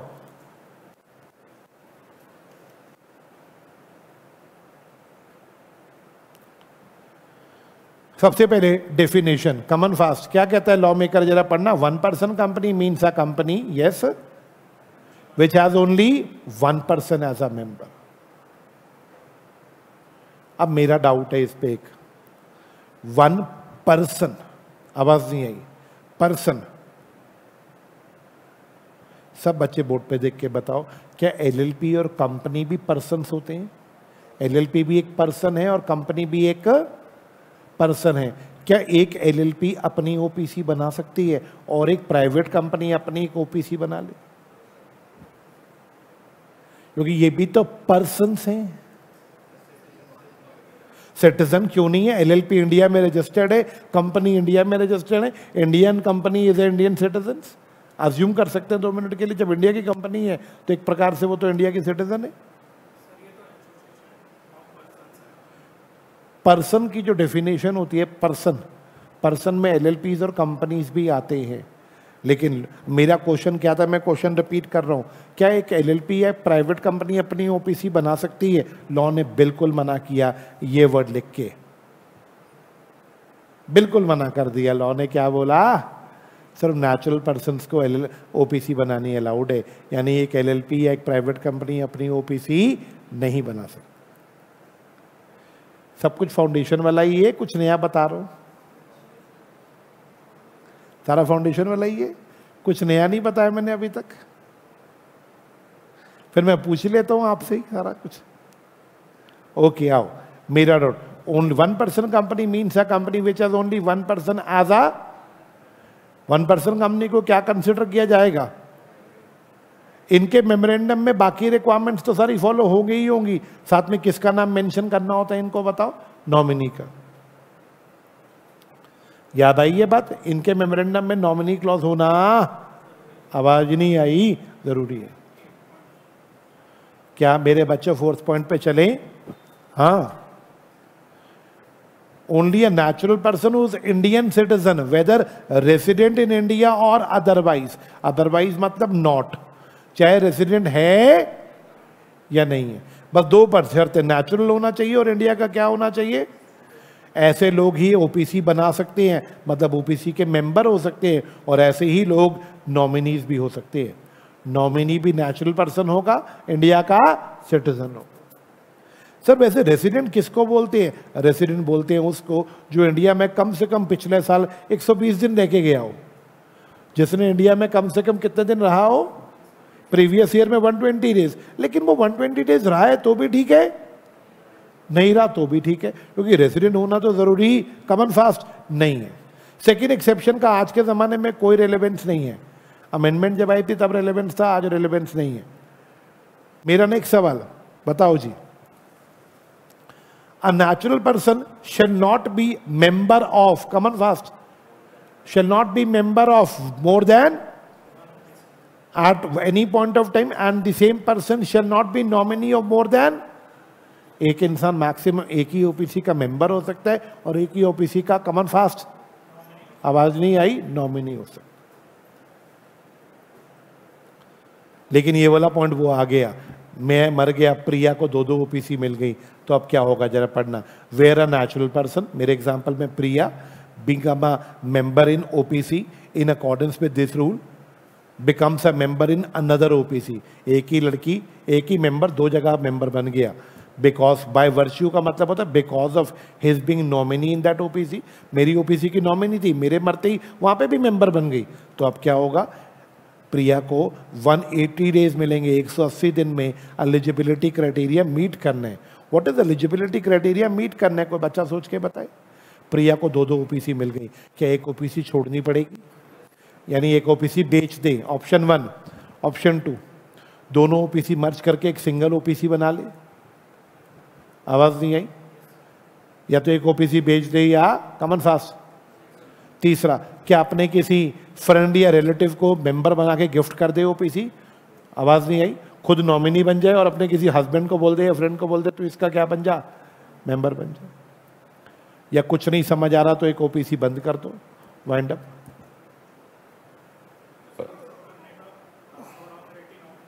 ये प्रिया के पास होगी, जब मैं मर गया तो प्रिया इनमें से कुछ करेगी, क्योंकि उसको दो दो ओपीसी मिल गई ना। अब वो दो ओपीसी साइमल्टेनियसली नहीं रख सकती, उसे एक ओपीसी का तो कुछ करना। ये सब कुछ करने के लिए प्रिया को 180 डेज का टाइम दे दिया लॉ मेकर ने। मुझे सबसे बढ़िया इसमें ये लगता है, दोनों ओपीसी मर्ज करके एक सिंगल ओपीसी बना ले। पहले ना जब ये लॉ नया नया आया था ना, जब ये रूल्स थे नए नए, तब एक लिमिट हुआ करता था, ओपीसी का पेड अप कैपिटल 50 लाख से ज्यादा नहीं होना चाहिए और टर्नओवर 2 करोड़ से ज्यादा नहीं होना चाहिए। यदि किसी ओपीसी का पेड अप कैपिटल या टर्नओवर इस लिमिट को क्रॉस कर गया तो वो ओपीसी ओपीसी नहीं रहेगी, उसे प्राइवेट या पब्लिक में कन्वर्ट होना पड़ेगा। पहले ये रूल था, बात समझे? तो इसका मतलब ओपीसी का कैपिटल और टर्नओवर 50 लाख और 2 करोड़ तक होना चाहिए। बहुत गंदा रूल था। क्यों गंदा था? इससे तो ओपीसी पे आपने रिस्ट्रिक्शन लगा दी, ओपीसी छोटी ही हो सकती है बिल्कुल। बस लॉ मेकर को फिर समझ आ गया, उन्होंने इसको खत्म कर दिया। ओपीसी में आज कितना भी कैपिटल हो, कितना भी टर्नओवर हो, कोई मनाही नहीं। क्लियर? मेरा सवाल, कोई मनाही नहीं। आ जाओ। यस, माइनर के बारे में बताओगे बेटा मुझे? माइनर के बारे में क्या रूल है? माइनर ना तो मेंबर बन सकता है, no minor shall become member or nominee of a one person company or can hold the shares with beneficial interest। अब इसका क्या मतलब? can hold share with beneficial interest। जैसे पार्टनरशिप का एक रूल होता था, पार्टनर को बेनिफिट के लिए एडमिट कर लिया करते थे, पढ़ा था। ऐसे माइनर को क्या ओपीसी में बेनिफिट्स के लिए एडमिट कर सकते हैं? बिल्कुल नहीं, लॉ ने बिल्कुल मना करा। माइनर कभी भी ओपीसी का पार्ट नहीं बन सकता, किसी को भी नहीं अलाउड। नेक्स्ट क्वेश्चन, क्या सेक्शन 8 कंपनी में कन्वर्ट हो सकती है ओपीसी? मैंने बोला था ना तो सेक्शन 8 कंपनी बन सकती है, जब बन नहीं सकती तो पढ़िएगा, such company can't be incorporated और कन्वर्टेड इनटू सेक्शन 8 कंपनी। अगला सवाल बताओ जी, nature of business, common fast. Nature of business बताओ जी। ओपीसी को सारे बिजनेस अलाउड है, वो कोई भी लीगल बिजनेस करे, लेकिन कौन सा business not allowed? Non banking financial investment activities. बोलो जी, क्लियर या नॉट क्लियर? चलो जी, यहां पे रुक जाते हैं। 8th पॉइंट तक समझ आ गया। अब हमारा कौन सा पॉइंट रह गया दोस्तों, बताओ? आवाज नहीं आई? 9th point. सब बच्चे बोर्ड पे देखो।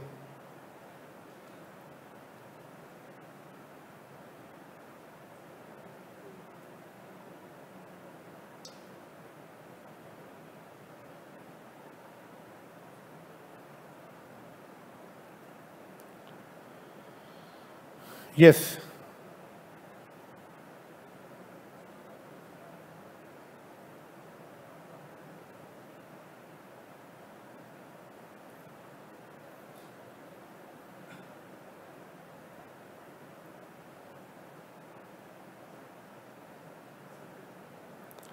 Okay class. बोलो बच्चों, क्या यहां तक बात समझ आ गया?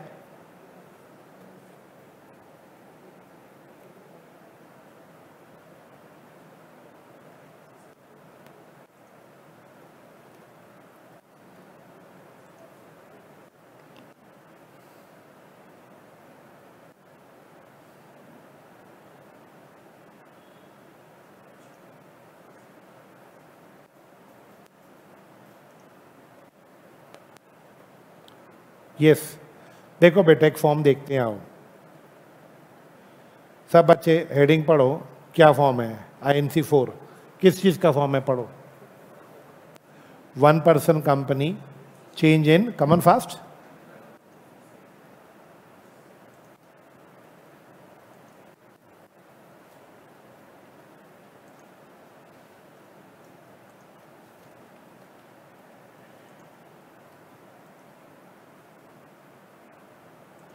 यस, सब बच्चे बोर्ड पे देखो। मेरा एक फॉर्म भरवाओगे? मुझसे फॉर्म भरवाओगे एक? आओ, read the instructions before filling the form. Notice किस चीज का है? ये 3 ऑप्शन दे रहा हूं आपको। Notice of withdrawal of consent of nominee, अपना नॉमिनी विड्रॉ कर रहा है कंसेंट, ऑप्शन 1। ऑप्शन 2, आप नॉमिनी चेंज कर रहे हो, या फिर तीसरा ऑप्शन, मेंबर मर गया। तब 3 जगहों पे ये नोटिस, ये वाला फॉर्म यूज होगा। ऑप्शन 1, नॉमिनी छोड़ के जा रहा है, नॉमिनी लेफ्ट कर रहा है, तो उसके लिए ऑप्शन 1 होगा नोटिस ऑफ विड्रॉल। ऑप्शन 2, वो नहीं छोड़ के जा रहा, हम हटा रहे हैं उसको। ऑप्शन 3, या मेंबर की मौत हो गई। हम पहला फॉर्म भरते हैं। पहला फॉर्म कमन फास्ट। अच्छा, इससे पहले ये फॉर्म भरते हैं। यस, सब बच्चे बताओ, यानी नॉमिनी में जब भी चेंजेस आएंगी ये फॉर्म भरा जाएगा। कौन सा फॉर्म है ये बताओ? लेकिन जब स्टार्टिंग में कंपनी बनाएंगे तब ये वाला फॉर्म भरेंगे, या जब इनकॉर्पोरेशन के डॉक्यूमेंट्स भरेंगे उन्हीं में नॉमिनी का नाम लिख के भेजेंगे? आवाज नहीं आई, जल्दी बोलो। तो मेरा डाउट, सब बच्चे मेरे साथ अब नोट्स में से पढ़ें जो पॉइंट मैं पढ़ रहा हूं। Yes, the subscriber to memorandum of a 1 person company shall nominate a person. आप किसी को नॉमिनी बनाओगे अपना, और उससे पहले कंसेंट लोगे कि भाई तू हमारा नॉमिनी बनने को तैयार है। फर्स्ट पॉइंट समझ आया? आप किसी को अपना नॉमिनी बनाओगे, जिसे भी नॉमिनी बनाना उससे पहले क्या लेना है? कमन फास्ट। अब पढ़िए, ये पॉइंट पढ़िएगा। Second point, the name of the person nominated, आपने नॉमिनेट किया प्रिया को, shall be mentioned in the memorandum of 1 person company। प्रिया का नाम कहां पे लिखा होगा? and such nomination details along with the consent। Nominee का नाम और नॉमिनी का कंसेंट हम कौन से फॉर्म में जमा करा देते हैं?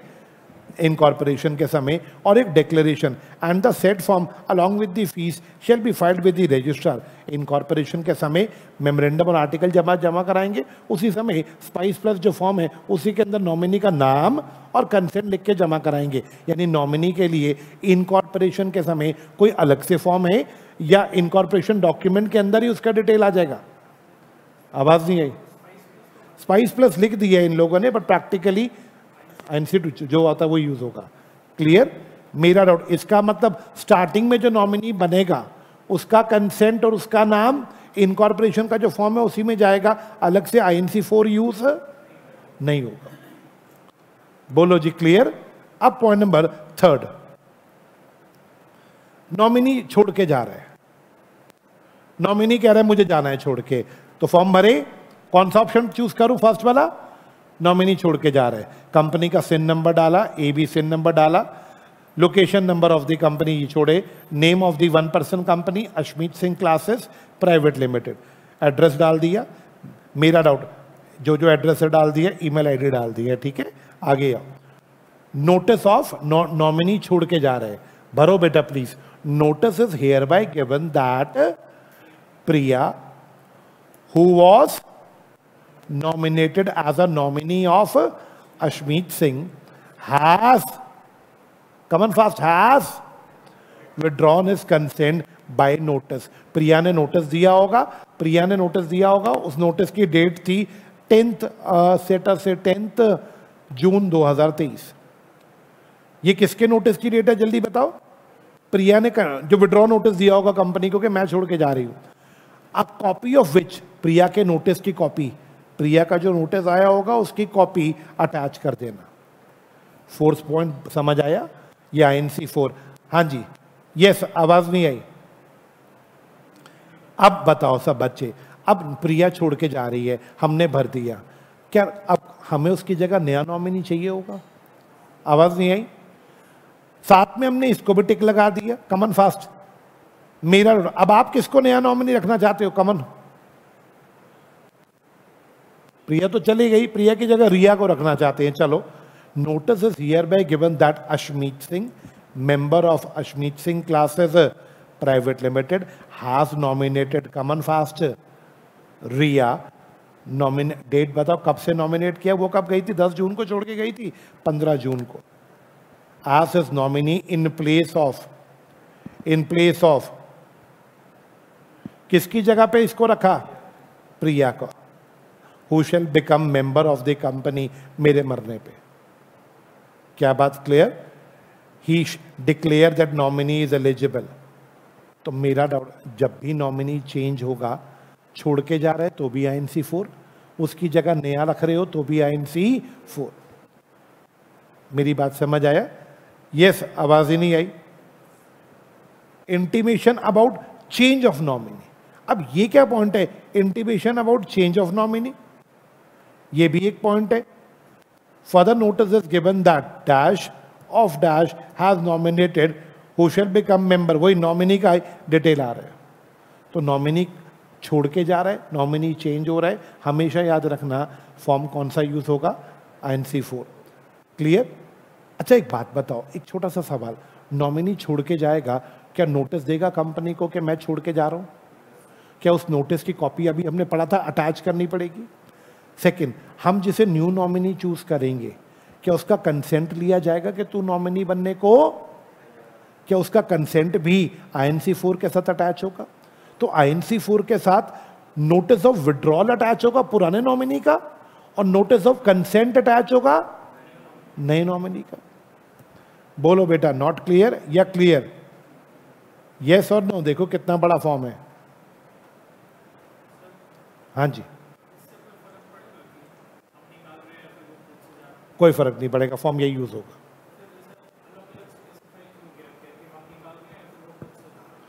लॉ मेकर ने पिक्चर क्लियर कर दी। क्या कई बार ऐसा होता है हमने नहीं हटाया, वो खुद छोड़ के जा रहा है, तो भी कोई दिक्कत नहीं है। हम चेंज कर रहे हैं, वो भी ठीक है। अलग अलग सिचुएशंस को समझाने की कोशिश करी उन्होंने।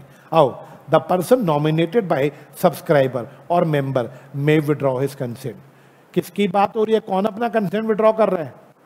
Nominee. By giving a notice. ये किस चीज का नोटिस दे रहा है नॉमिनी? कि मैं विड्रॉ कर रहा हूं। बताओ जी, वो किसको नोटिस देगा कि मैं विड्रॉ कर रहा हूं? मेंबर को। मेंबर किसको बताएगा? OPC को, कि जी वो चला गया, प्रिया चली गई, ये प्रिया का नोटिस है जी, पकड़ो। OPC इस नोटिस का क्या करेगी? प्रिया के नोटिस का INC 4 के साथ अटैच करने की तैयारी करेगी। अटैच कर दे INC 4 के साथ, प्रिया का नोटिस अटैच कर दे, या अश्मीत को बोले नया नॉमिनी दो भाई। खाली थोड़ी ना छोड़ना, प्रिया जा रही है तो उसकी जगह। प्रोवाइडेड दैट सोल मेंबर मेरी बात हो रही है, शैल नॉमिनेट अनदर पर्सन। मैं उसकी जगह रिया को ला रहा हूं। कितने दिन मुझे मिले लाने के लिए? जिस दिन प्रिया ने मुझे नोटिस दिया था मैं छोड़ रही हूं, उसके 15 दिन में मैं नया नॉमिनी ले आऊंगा और इंटीमेशन राइटिंग में दे दूंगा। किसको? कंपनी को, कि प्रिया की जगह मैं किसको ला रहा हूं। और रिया का साथ में क्या दे दूंगा दोस्तों बताओ? कंसेंट। ये सब कुछ क्या जमा हो जाएगा किस में? INC 4 में। कंफ्यूजन या क्लियर? आराम से। प्रिया जा रही है, अपना क्या दे के जाएगी? Withdrawal notice. रिया आ रही है, अपना क्या लेके आएगी? क्या ये दोनों डॉक्यूमेंट्स INC 4 के साथ? मुझे नया नॉमिनी कितने दिनों में ढूंढ लेना है? जिस दिन प्रिया छोड़ के जाने का नोटिस दे रही है उसके 15 दिन। क्या आवाज? जिस दिन हमें नोटिस उसने दिया कि मैं छोड़ रही हूँ। बेटा मैंने फॉर्म समझाया था, फॉर्म के साथ थ्योरी समझने में कुछ रिलेट कर पा रहे हो? क्लियर? अब आप बताइएगा। Company shall within 30 days of receipt of withdrawal of consent file with the registrar notice of withdrawal intimation of another nominee in form along with the consent. ये पॉइंट इसी की एक्सटेंशन है। Company ROC के पास कितने दिनों में जाती है? बात को समझना और मुझे बताना कितने दिन बोला यहां पे बताना। कहां से? Receipt of notice of withdrawal. मतलब क्या है? कोई बच्चा बताएगा, प्रिया ने हमें बोला मैं छोड़ के जा रही हूं। एग्री? जिस दिन प्रिया ने विड्रॉ किया है कॉमन फास्ट, उसके 15 दिन में क्या मैं नया नॉमिनी ढूंढ लूंगा? आवाज नहीं आई? और किसको इन्फॉर्म कर दूंगा ये मेरा नया नॉमिनी है? कंपनी को। कंपनी क्या करेगी? सब बच्चे बताओ। जिस दिन प्रिया ने विड्रॉ किया है उसके कॉमन फास्ट 30 दिन में INC क्या जमा कराएगी? जिसमें प्रिया का विड्रॉल भी शो कर देगी और उसकी जगह रिया का कंसेंट भी शो कर देगी। हमने इस पॉइंट में पढ़ा था कि अश्मीत 15 दिन में नया नॉमिनी ले आएगा। हमने ये नहीं पढ़ा थर्ड पॉइंट में कि कंपनी आरओसी के पास कितने दिनों में जाती है। क्या सीखने को मिला? कंपनी आरओसी के पास 30 दिन। कहां से? ये लाइन पढ़ना, of common fast, receipt of notice of consent. किसने विड्रॉल दिया था अपना कि मैं जा रही हूं छोड़ के? रिया ने नोटिस दिया था मुझको और मैंने कंपनी को बताया था कि जी प्रिया जा रही है। जिस दिन कंपनी को बताया था कि प्रिया जा रही है उसके 30 दिन में कंपनी INC4 भर के सारा काम क्लियर कर देगी। क्या बात क्लियर? यानी पूरी पिक्चर में जो डेट इंपॉर्टेंट है ना, वो विड्रॉल के नोटिस की डेट है। जिस दिन विड्रॉल का नोटिस आया उसके 15 दिन में मैं नया नॉमिनी ले आऊंगा और 30 दिन के अंदर अंदर हम ये बात कंपनी किसको बता देगी दोस्तों? बताओ, आरओसी को। सॉरी, आरओसी किसको, कंपनी किसको बता देगी INC4 में? आरओसी को। ये क्या पॉइंट है सब बच्चे देखना। The subscriber may by intimation in writing to company change his nominee. अब की बार नॉमिनी विड्रॉ नहीं कर रहा, हम उसे हटा रहे हैं। जल्दी बोलो, हटा सकते हैं? इस केस में एक ही लगेगा, बताओ, विड्रॉल लगेगा। उसका रीजन, प्रिया विड्रॉल का नोटिस भेजेगी कि मैं विड्रॉ कर रही हूं, या प्रिया का विड्रॉल नहीं लगेगा? कॉमन नहीं लगेगा। क्या सिर्फ INC4 के साथ रिया का कॉमन फास्ट कंसेंट लगेगा? पढ़े एक बार पॉइंट, पढ़िएगा। The subscriber to memorandum, the subscriber और member of OPC may by intimation change the name of the person nominated by him. Reason, मर गया नॉमिनी, इनकेपेबल हो गया, कोई भी रीजन है, एंड नॉमिनेट अदर पर्सन। क्या अदर पर्सन से पहले कंसेंट लिया जाएगा और उसका डिक्लेरेशन भी कौन सा फॉर्म में जाएगा दोस्तों? बताओ, INC। अब कंपनी को सेम बात मैं आपसे पूछता हूं, company shall on receipt of intimation, हमने कंपनी को बोला हमने नॉमिनी बदल दिया, कंपनी किसको बता के आएगी कि नॉमिनी बदल गया? बताओ, आरओसी को। कितने दिनों में दोस्तों? बताओ, अगेन 30 डेज। कहां से? जिस दिन हमने कंपनी को बोला कि हम अपना नॉमिनी चेंज कर रहे हैं। यानी एक बात तो क्लियर है, कंपनी को जब भी इंटीमेशन मिलेगा कंपनी INC4 30 दिन में जमा कराएगी। 30 दिन कहां से? पिछला वाला सिचुएशन, जब विड्रॉल का केस आया तो विड्रॉल से 30 दिन में। जब विड्रॉल का केस नहीं आया, मैंने खुद बोला कंपनी को कि मैं चेंज कर रहा हूं, चेंज कभी जिस दिन मैंने कंपनी को बताया उसके 30 दिन में कंपनी INC4 में नया नॉमिनी का कंसेंट जमा करा देगी। मेरा डाउट, अब ये कौन सा पॉइंट है? Where sole member of OPC ceases to be a member in the event of his death। अरे भैया मर गया, कौन मरा? मैंने बोला था मेंबर मरेगा तो भी कौन सा फॉर्म भरा जाएगा? अभी दिखाया था INC4 ही भरा जाएगा। हाँ जी, हिज नॉमिनी बिकम्स मेंबर। मेरा नॉमिनी क्या बन जाएगा उस केस में? मेंबर। और क्या मेरा नॉमिनी नया नॉमिनी ढूंढेगा? आवाज नहीं आई। मेरा नॉमिनी नया नॉमिनी कितने दिनों में ढूंढेगा दोस्तों? बताओ। मेरा नॉमिनी, वो तो मेंबर बन गया, वो नया नॉमिनी ढूंढेगा 15 दिन में। क्या clear? A person who shall in the event of death or incapacity to contract become member, and the company shall file register on intimation of such situation inform within 30 days। Same बात, simple सी बात। सब बच्चे 6 point में जरा जल्दी से बताओ क्या हुआ? मैंने अपना अश्मीत सिंह मर गया, मेंबर मर गया, अब क्या हो?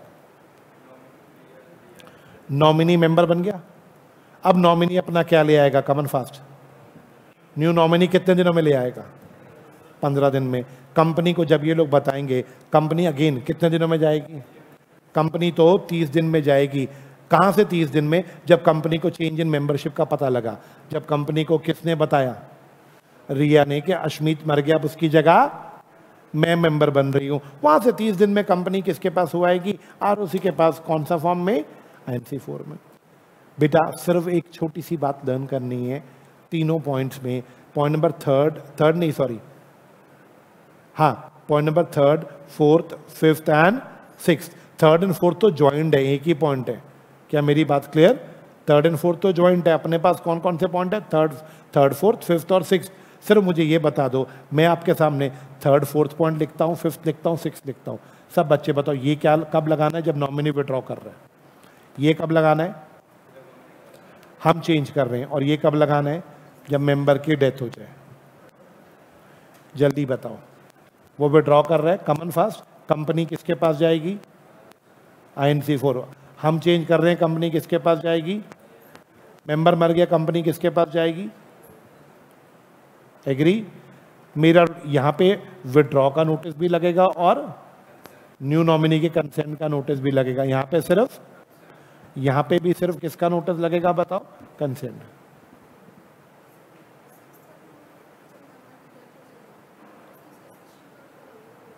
वो आईएनसी 4 के अंदर ही तो ऑप्शन था सीसेशन, आईएनसी 4 में ही तो सिलेक्ट करना होगा।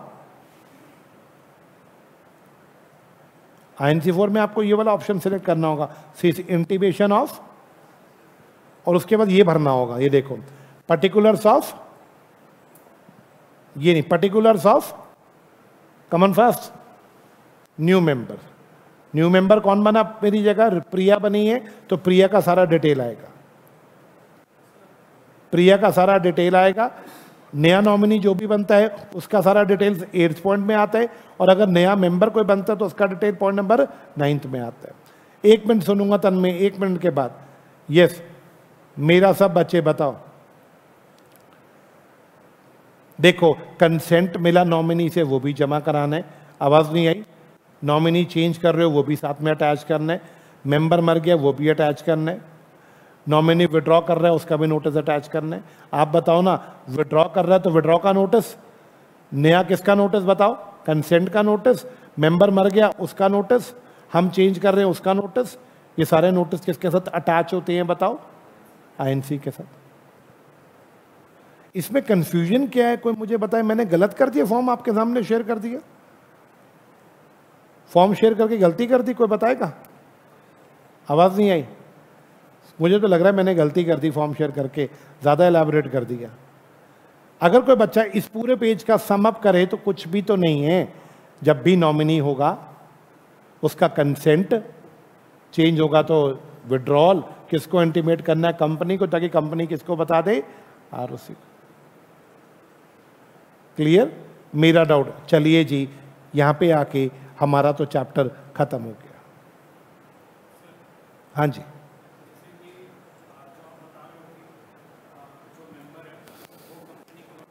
हाँ,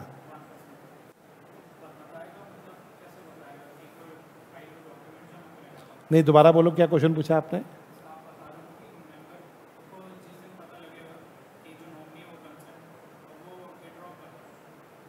जो नॉमिनी है वो नोटिस ऑफ विड्रॉल किस किस को देता है? लैंग्वेज में पढ़ा था, nominee notice of withdrawal member को भी देता है, कंपनी को भी देता है। तो उधर कंपनी को भी पता लग गया और इधर मेंबर को भी पता लग गया। अब मेंबर उसी के बाद फिर अपना नया नॉमिनी ढूंढता है।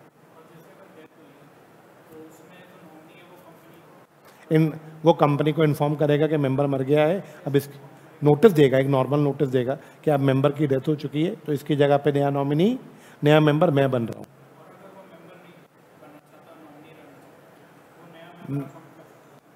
नहीं, उसको पहले तो एक बार मेंबर बनना पड़ेगा, क्योंकि इन द रूल क्या होता है, नॉमिनी पहले क्या बनता है? मेंबर बनता है। कोई बाहर वाले को सीधा मेंबर नहीं बना पाएगा।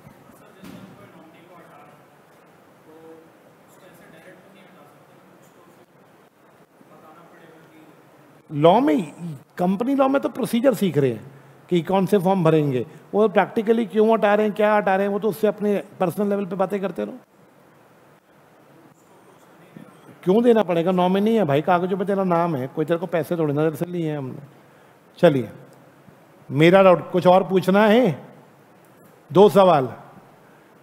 1 पर्सन कंपनी का क्वेश्चन आज के टेस्ट में नहीं है, और जो भी आज पढ़ाया आज के टेस्ट में नहीं है। जो पढ़ाया था लास्ट थर्सडे तक वही है टेस्ट में। 1:56 हो चुके हैं, 2 बजे टेस्ट स्टार्ट होगा। चैप्टर खत्म है, प्रोस्पेक्टस कल पढ़ेंगे। मेरे जो भी बच्चे रिकॉर्डिंग सुन रहे हैं, मेरा डाउट, मैं टेस्ट लगा दूंगा यहाँ पे, आपने टेस्ट को सॉल्व करना है, उसका PDF बनाना है और मुझे मेरे नंबर पे व्हाट्सएप करना है। हाँ जी, टेस्ट का PDF मेरे नंबर पे बेटा भेज देना, ताकि मुझे पता तो लगे कि आप लोग लिखते कैसा हो। यस, मेरा डाउट, मेरा नंबर है, इस पे आपने मेरे को PDF भेजना है। ऑनलाइन वाले बच्चों ने, ऑनलाइन वाले बच्चे, मैं टेस्ट अभी बोर्ड पे लगा दूंगा, आपने वो टेस्ट स्क्रीनशॉट ले लेना उस टेस्ट का और शुरू कर देना। रिवाइज कर लो सुजल जी, रिवाइज दे। क्यों भाई, लास्ट रिकॉर्डिंग नहीं देखी थी?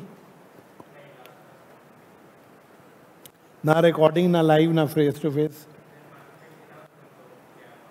उसके बाद 3 दिन गैप था, उसमें भी नहीं तकलीफ करी। पर टेस्ट की अनाउंसमेंट तो काफी पहले से भी पड़ी है।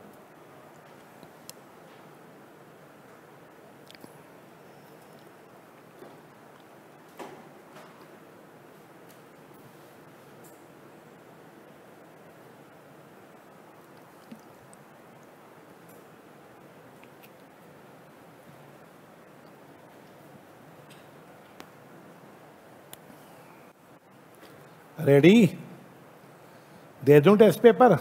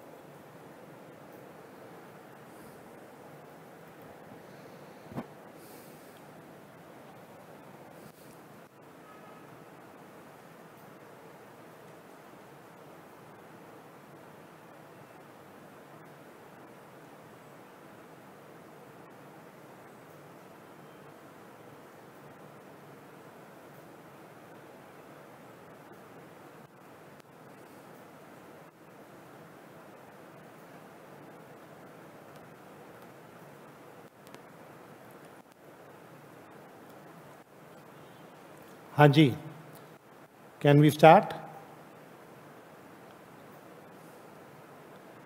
पीछे वाले भाई साहब, क्या नाम है आपका? फ्लो चार्ट में से रिवाइज किया? टाइम लगता है फ्लो चार्ट में से?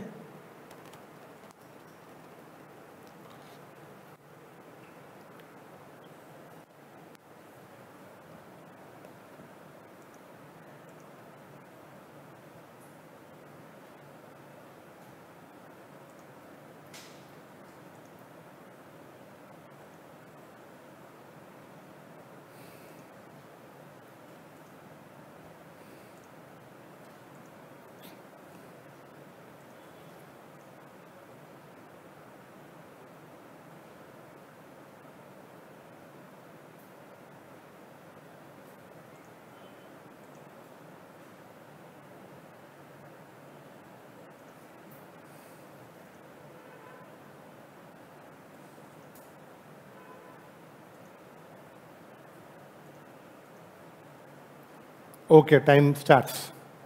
Please now leave your notes and start with your test.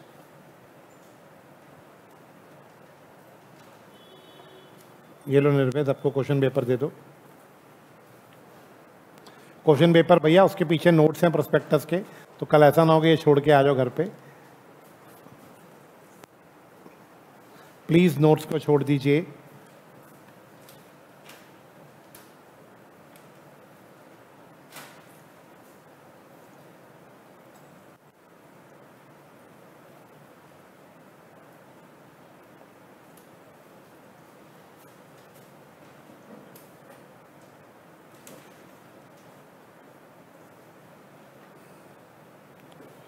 Online वाले बच्चों, आप लोग भी इसका स्क्रीनशॉट ले लो, बोर्ड पे जो मैंने पेपर लगाया है। हर क्वेश्चन 5 मार्क्स का है।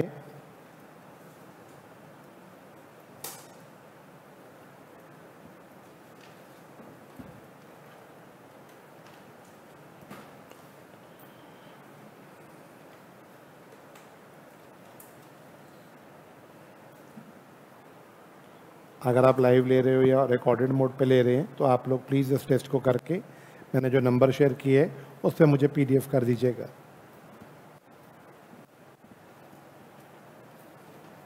यस उमेश, अगर आप ऑनलाइन होते हो बेटा, कोई डाउट आपका पेंडिंग रह जाए, मैंने नंबर शेयर कर दिए, उस पर आप मुझसे व्हाट्सएप करके पूछ सकते हो, ठीक है।